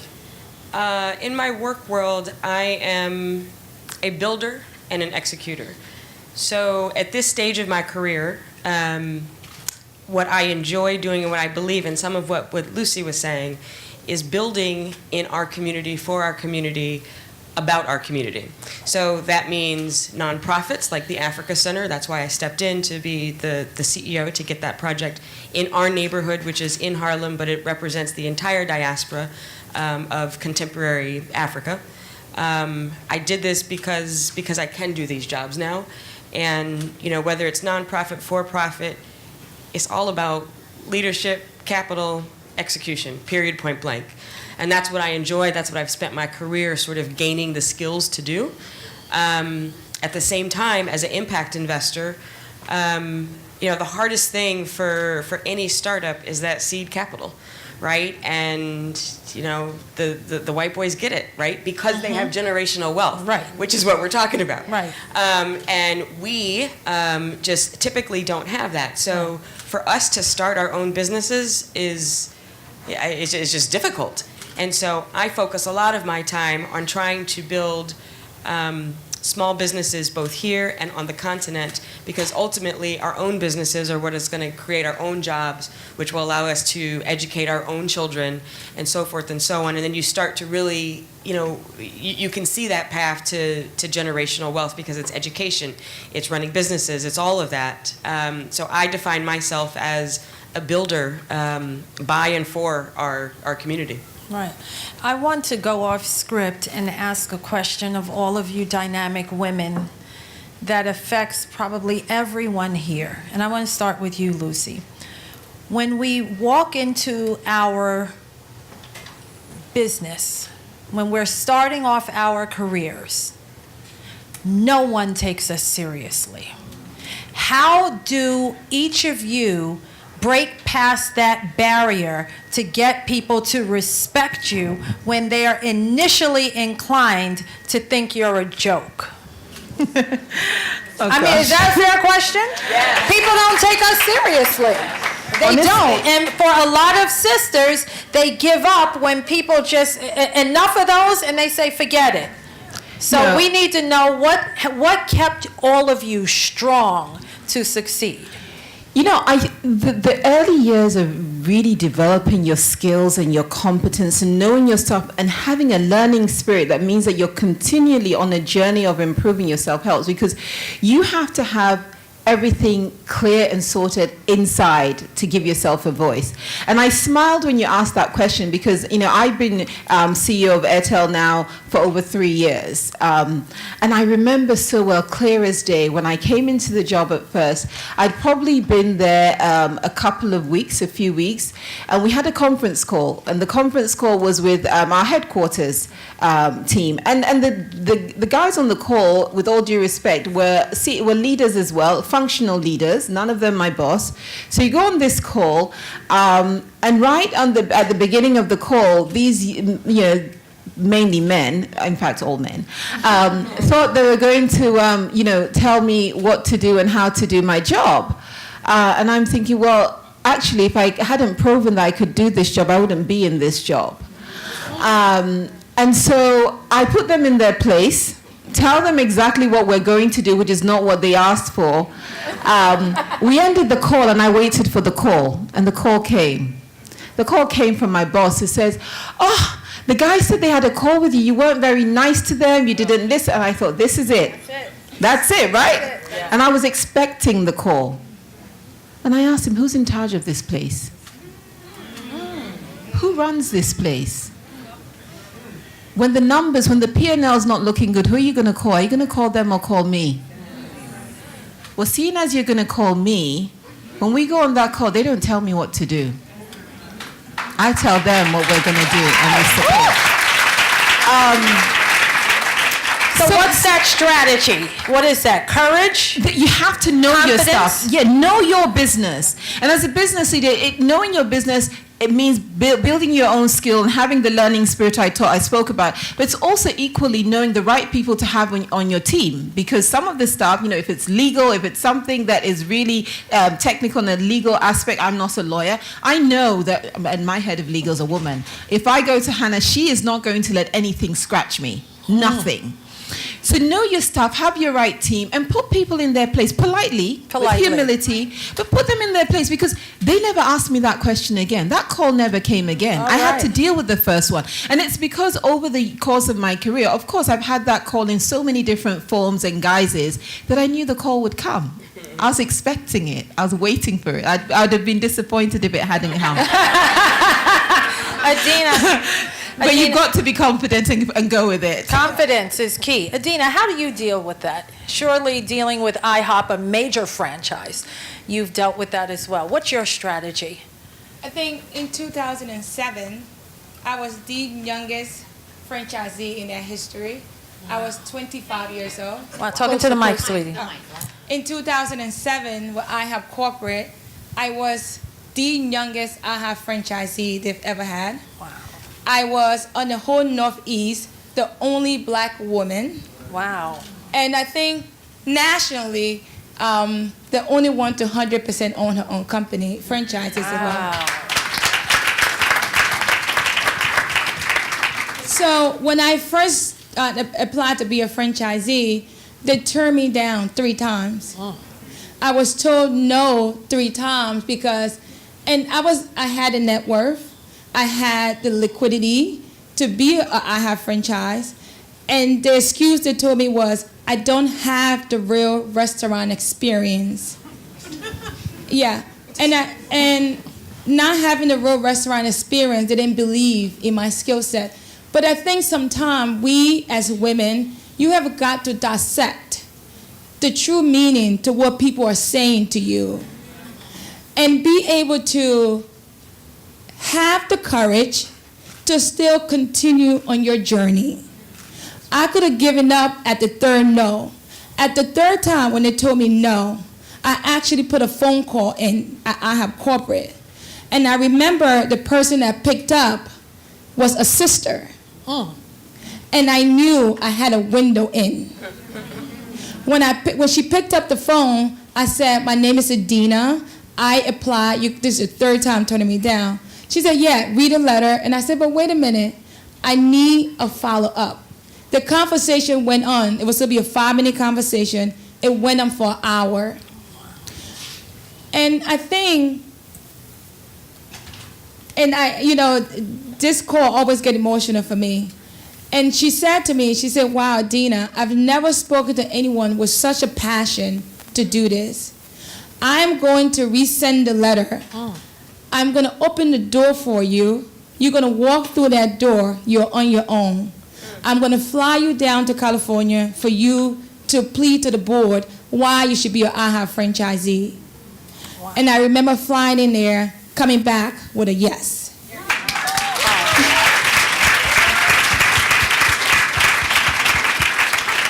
And it's just not about getting a yes. It's about being prepared to do the work. You were prepared. And people don't have to take you seriously. You just have to take yourself seriously.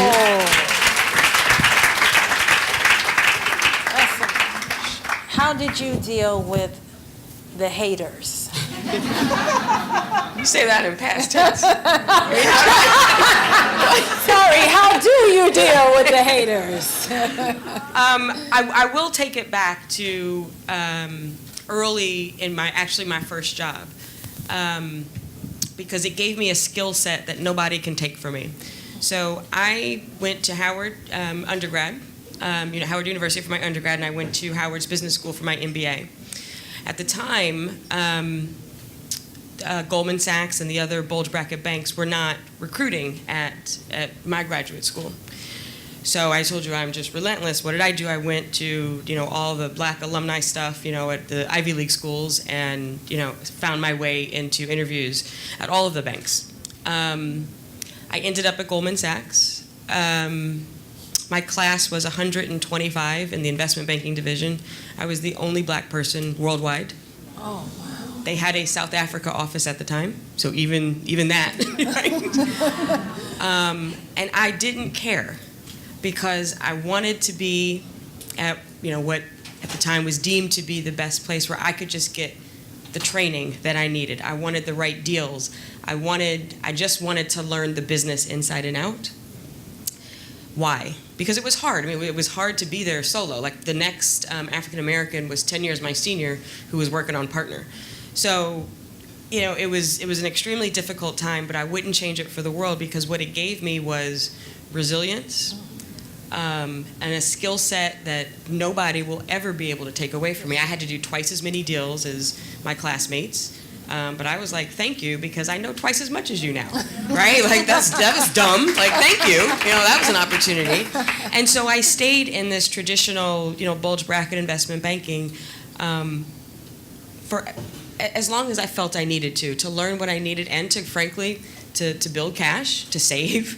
The bonuses were not bad by any means, but it was always a trajectory for me. And so I would say about 10 years into my career, I switched to the other side, and really started focusing more on like minority firms and minority businesses, and then subsequently to Africa. And so there's haters everywhere, but the confidence I have, just it almost is like, here's the hand. Like, it doesn't matter, because you don't know what I've been through to get here. And so it doesn't matter what you think. Wow. For me, Cheryl, it's very interesting. I look in the back here, it's Pan-African Women Forum. And I've been practicing law almost 25 years. For the first 5 years, I worked at a Park Avenue law firm, and I did not experience racism. Even though I felt I was the only African American or black person there, it was more sexism than racism. I will never forget my first trial, 1994 or 5. We're in the Southern District of New York. That's 500 Pearl Street, where all the main courthouse is. And we're doing cross-examination where we have 8 witnesses lined up. There's a lunch break, and I've gotten a witness. This is fantastic. I'm a second-year associate. I have a witness to cross-examine. I must have slept at 4 o'clock in the morning, because I memorized my entire cross-examination of this person. Wow. And then we went to lunch. And then the gentleman, I was the only woman on the trial team. The gentleman went to the restroom and came out, and I said, oh, I'm ready to cross-examine Nate, or whoever it was. And Kevin told me, oh, we decided we're going to take him out of order, or we're going to wait till the subpoena comes out, or something along those lines. And I'm like, when did you decide that? In the men's room. The only place that I couldn't go.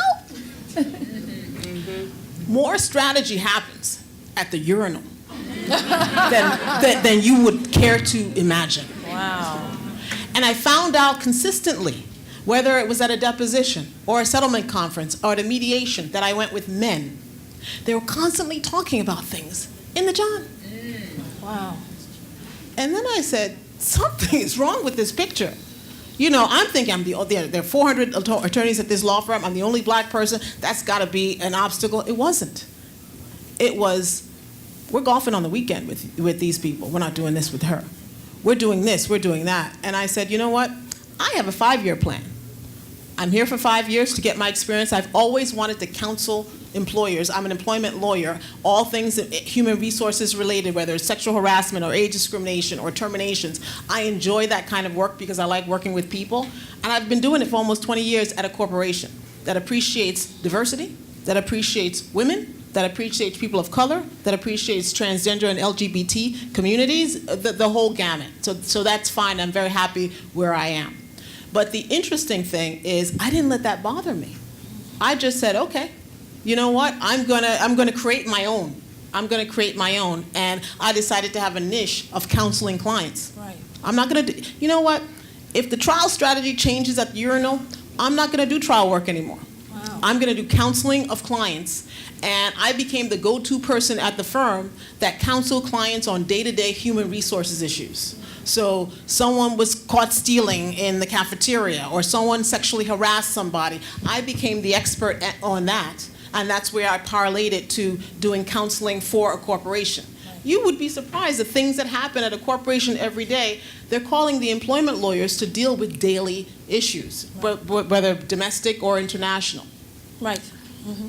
So in terms of, now, parlaying it to what I have here at Prudential, since I've been there almost 20 years, you know what, at all levels, it's interesting, I mentioned I don't make money for the firm, but I save money for the firm, and sometimes I save people in terms of, there's something you did, there's an issue, but I can advocate to keep your job and give you another chance, whereas someone may not do that because I can advocate for you.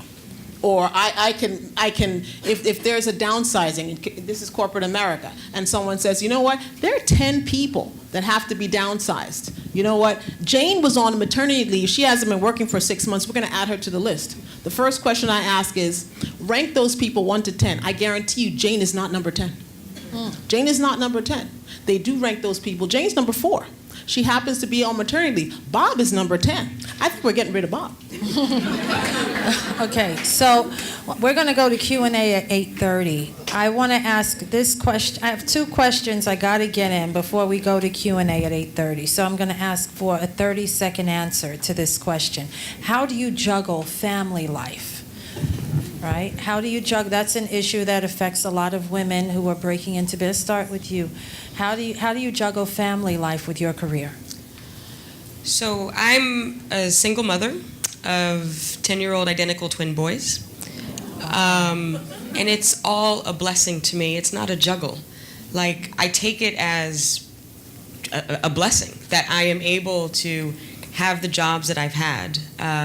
One, I'm grateful for them, obviously, but like my job takes me to Africa, and some of you in the room, you know, you've met my boys, so sometimes they come with me, right? And is that a bad thing? Like, no, but the nanny wasn't available and I got to work, so we're all going. And actually, the last time I took them was to Ghana for a face-to-face Legacy Awards. Wow. And so think about what that means, right? As you know, they're 4th graders about to start the immigration subjects at school, or you know, the slavery discussions.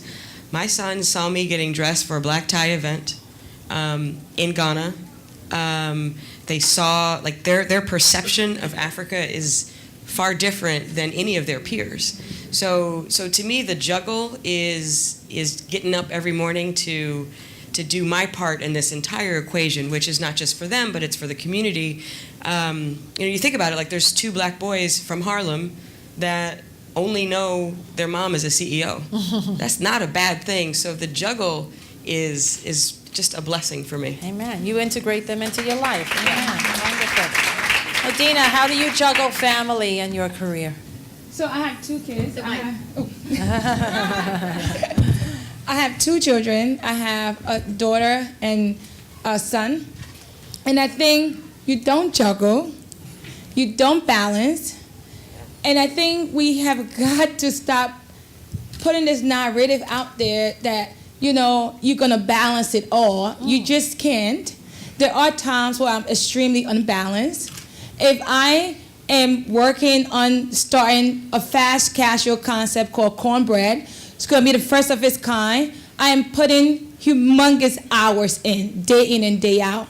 It means sometimes my assistant is gonna have to take my daughter to her first swim lesson. Yep. It means there are times that on Saturday when I really wanna be there for ballet, and I have 4 restaurants that collectively are busy. We're seeing about 4,000 people. I'm gonna miss some of those things. But I do say this as a mother, and here the compromise. And I tell you have to find a mate that is ultimately a feminist. You have got. Agreed. I have been so blessed. I'm here today. I have been on the road since 4 a.m. this morning. Wow. And my partner, my spiritual partner, we're not married because that definition just doesn't work for me. He dropped off the kids this morning. He picked up. And I have been extremely blessed because I wouldn't be a balanced woman if I was not a working woman. I wouldn't be the mother I am today. I would not be whole if I weren't able to be a mother to everyone else. I am mothering my businesses, and I am a mother to my employees in my community. And it's important for my kids to see a role model, a woman that is sufficient in her work, but also sufficient at home. When I am home, I'm home. My phone is not on, and my staff know that. So it's about taking this narrative that there are times you are going to feel unbalanced, but be okay with that. Okay, great. Lucy, let's try to do 30 seconds because we want to do a drop mic moment and then open Q&A. I'll be really quick, and I'll rather give you a scenario to bring the picture home, because for me it's about allowing all the people around me who want to help me achieve so many different things, allowing them to be those people who are there for me. And I'm really fortunate with, particularly my mother, my husband. They're unbelievable. I mean, Jennifer sitting there is my husband's first cousin, so she's here representing her cousin. And then my friend Robin over there also knows you. So when I went to business school in France, I was absolutely privileged to go to INSEAD. And my mother, I had a young baby. My first son was 5 months old the day I arrived at INSEAD. I arrived with a baby, first-time mother. Didn't know what I was doing. I was still nursing him at the time. My mother spent the entire year with me. In fact, most people in our neighborhood assumed she was his mother, right? My husband was working in banking in London. He would come to France every single weekend, go to the supermarket, make sure we have food, and the baby has his clothes, and everybody. So for me, it goes without saying that village, that army, they raise a child, they also create leaders, right? Sometimes it takes an entire army to create a leader, and they're the ones who create balance for me, who allow me to be here while the kids are in Ghana with their dad. So I'm grateful. So you got to get a feminist man, girls. That's what they're all saying. Cheryl, I do want to give a shout out. My husband is in the audience. Your husband is here. A feminist husband is in the audience. Chante, real quick. So, really quick. I've been married for 17 years. I have a 15-year-old and a 7.5-year-old. When you have kids 8 years apart, you cannot see the same movie. That is the problem. One is going to see Beauty and the Beast. The other one is going to see Transformers. So you do a lot of divide and conquer. And my parents live in New York, and they're an hour away. They support us when we can. My husband works on Wall Street. He is fortunate enough to come home after the market closes, and he kind of takes over between 5 o'clock and 8 o'clock. When I get home, then it's my turn. Beautiful. This is right now, before we go to Q&A, this is our drop mic moment. In 10 seconds or less, ladies, your favorite quote for these women to take with them that will inspire them? You already hit us with one. If it's on your ass, you beat me to the punch, okay? I want you to pull another one out your ass. Okay? But this is the drop mic moment. It has to be 10 seconds or less. Your favorite saying, your quote to inspire these women. Udina. I think you asked me to say this. I did ask you when we were Yes. sitting there. It says, no matter what. In the mic, sweetheart. Oh, God. Jesus.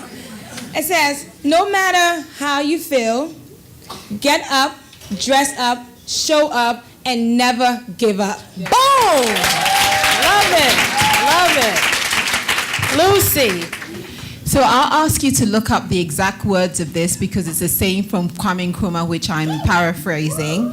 And Kwame Nkrumah says that those who criticize us for how far we've come should go back and look at where we came from. So before you criticize where I'm going, look at where I came from and applaud me for how far I've come, because I'm going a lot further than that. Oh, love it. Okay, mine is not original, but if you do work in corporate America and you have 99 problems, like Jay-Z, just brush it off your shoulder. Yes.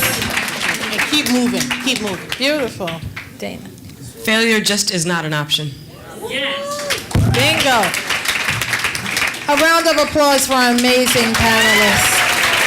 Dynamic leaders, each one in their own right. We're opening up the floor for questions. Okay, ladies. Hi, my name is Adiola Adejobi. I'm actually a lawyer, and I work in affordable housing development. And so my question for you, as women that are prominent and have really established yourselves in business, what was one of the strategic career moves that you made that you feel helped you get to where you are today?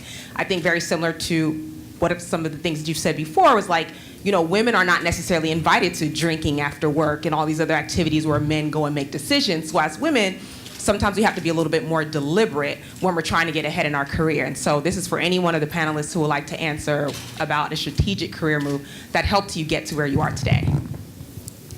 I think Uchente, you talked about that.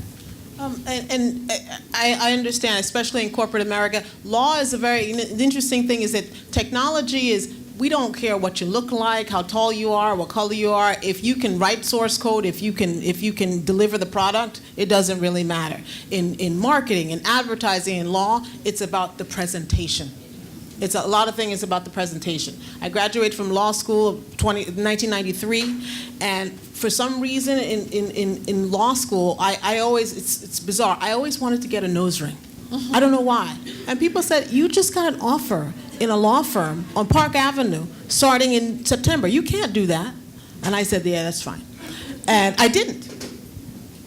I just got a nose ring 6 months ago. I told myself, I've been practicing law for 25 years. If they can't handle a part of me, then maybe I shouldn't be working there. And that was just something I did to fulfill something that I wanted to do a long time ago. Good for you. But basically, to answer your question, you literally have to insert yourself. Not in such a deliberate way that you become someone that they don't want to interact with.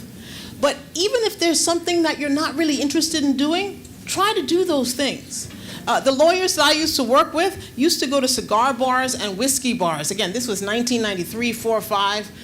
They're the most disgusting places on earth. But I found out more about the people I worked with, and I got more assignments during those cigar and whiskey bar escapades. So you have to continue to roll with the punches and do things that are sometimes outside of your comfort zone if you want to be felt. Because at the end of the day, competence is table stakes. Everyone assumes that you are competent. You're the reason why. I mean, you have people here that went to Stanford, Harvard Business School, Wharton, etc. You deserve to be where you are. The next step is, are they comfortable with you? Right.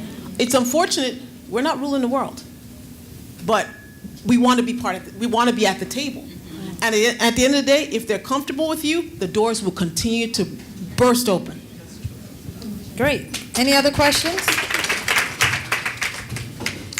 Hi, I want to say, first of all, you all are very inspiring. I think everyone is leaving with many gems to take away, and I'm also going to apply them into my career. And I think that this is directed to Dana and Uchente, because you brought it up. You both worked in Goldman Sachs and you worked in law, and this whole concept of it being a boys' field and things like that. And I work at PwC, and even at my level, people are thinking about, okay, making partner, management consulting, right? And I think even my mentors tell me, well, I think I'm just going to get to this level and then like leave. But then another person will say, no, we have to stay just to be that woman in the room, right? Because you can't be all male partners. How did you reconcile that in leaving Goldman, leaving the law firm, like you said, after you saw that, you weren't in the boys' club?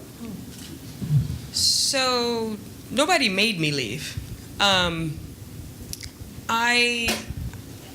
It just sort of happens. Like I set out with wanting to get a skill set. And that's not a 1 or 2 year thing, right? I also wanted to save money, right? Like when you start to see what they're making, like you want that seat as well, right? And so I stayed for more than a decade, a very long time. And I could still be there, but it wasn't fun. It wasn't fulfilling. I really saw the highest and best use of my time was on the outside. So it wasn't like, oh, I can't make it here, I'm tired of the fight. It was, this is not the fight that I want, and this isn't the fight that that I need to be doing right now. Now, to your point, you make an interesting point about should I have stayed to help sort of the next crew along. I can help them almost better outside than I can inside. Because I've been there, I've done that. I have friends at, not just one bank, at several banks, right? Both here and in Africa. So I didn't, I left when I was ready. And there's nothing wrong with that. I could have stayed, right? But then it's an individual decision. And it's not when my sons came as, I got to leave now, I can't balance. It had nothing to do with that. I wanted to leave. It's that simple. I think that what's very important is that there are a lot of people here, I don't need a show of hands, that are in jobs that they would rather not be in.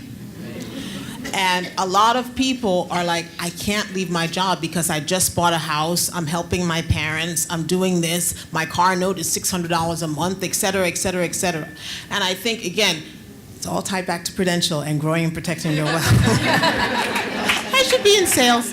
But I think the true issue is that you have to save and you have to have what we call walk-away money. And the walk-away money is, you know what?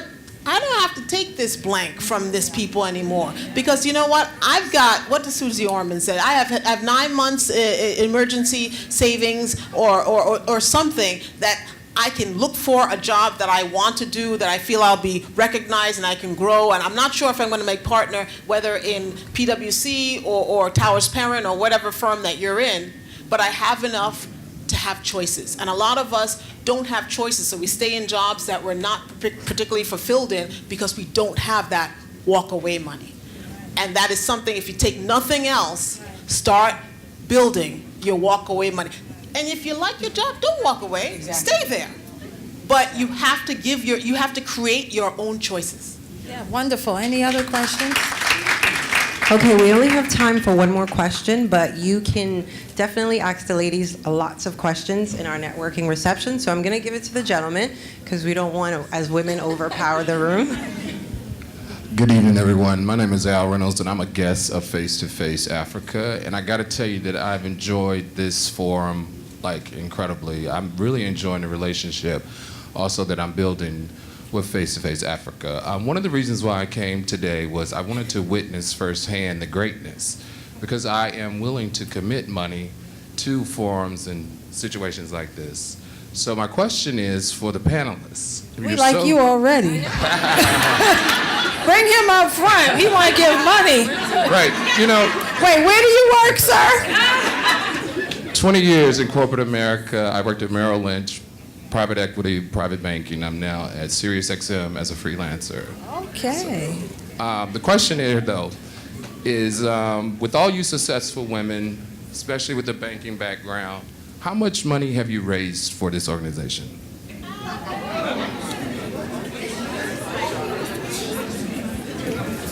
I will say, once again, Prudential is a title sponsor. Yes. There's your answer. And the Africa Center, although we are a nonprofit, we certainly were a supporter at their Ghana Legacy Awards. Wonderful, wonderful. So, ladies and gentlemen, this was very edifying, was it not? I learned so much from these amazing panelists. From investing, having the 9 months, if it's on your ass, then it's not an asset. Generational wealth, and get you a feminist man. One more time, Flower.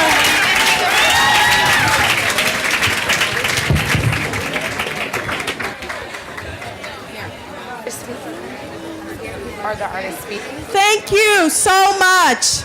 Oh my God. And don't wait, hold up, don't leave yet.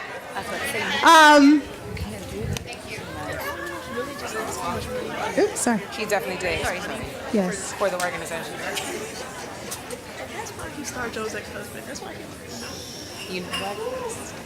he has no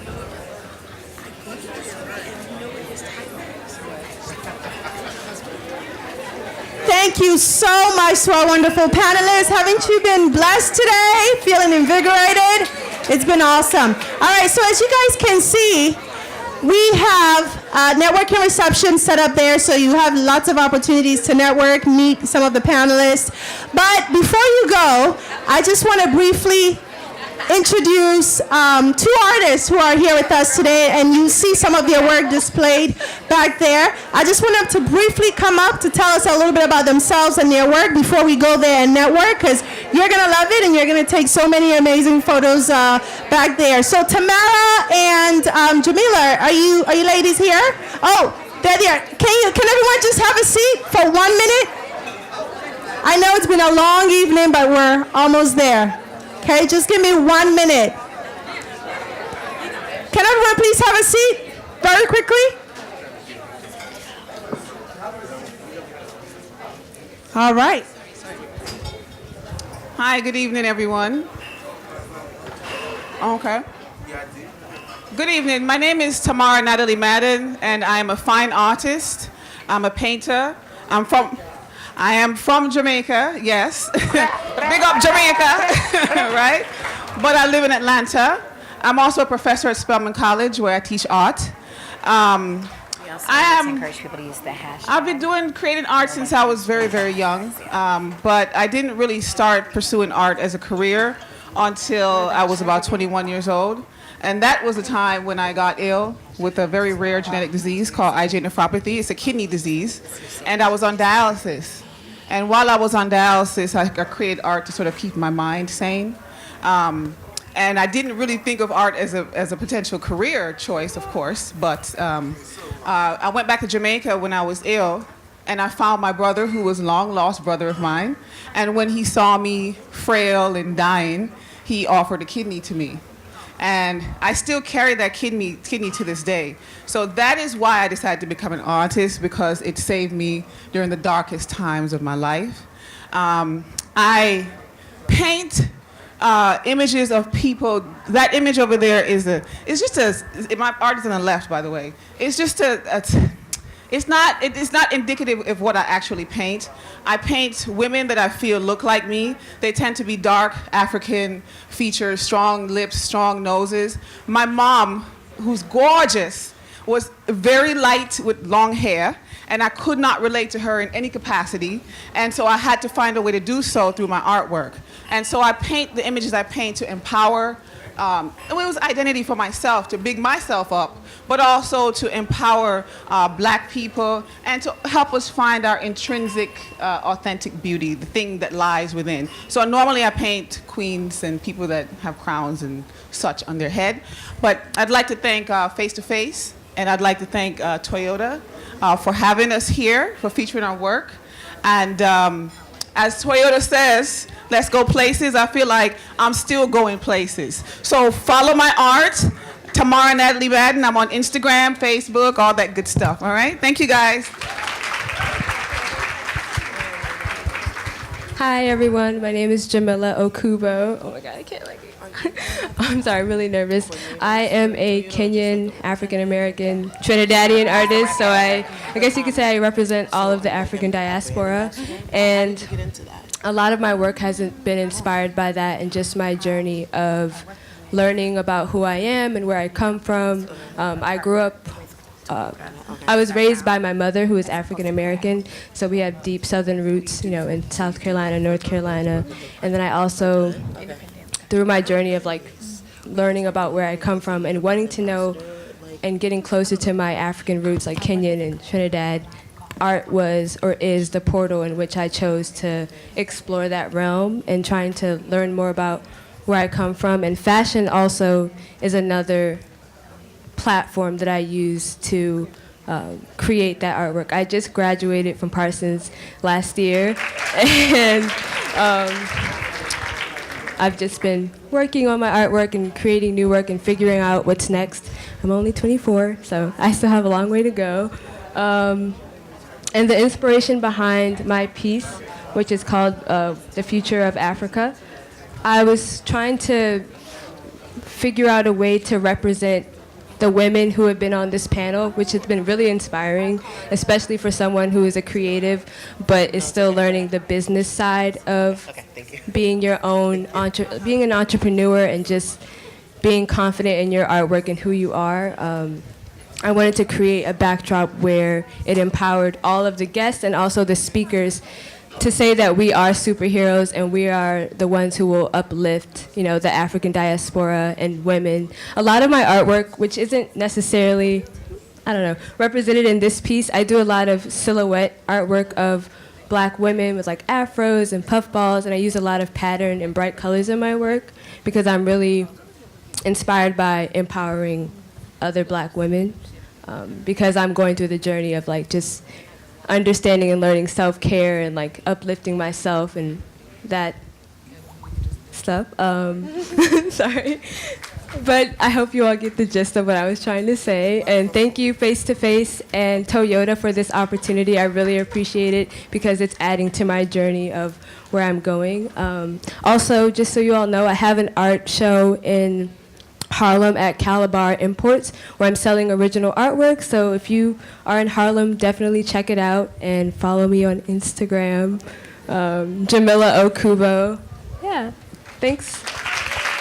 Thank you so much, everyone. I want to just thank our panelists, all of our speakers tonight. It has been incredible. Thank you all for joining us. Lucy, I know, just got in from Ghana literally at 4 p.m. and she still made it. So thank you all so much. It's been a wonderful evening. And to you all, we invite you to join us tomorrow at Novotel for the networking mixer, as well as the awards gala on Saturday and the brunch. And you can learn more at the Face to Face Africa table back there and sign up. Enjoy networking and see you all tomorrow.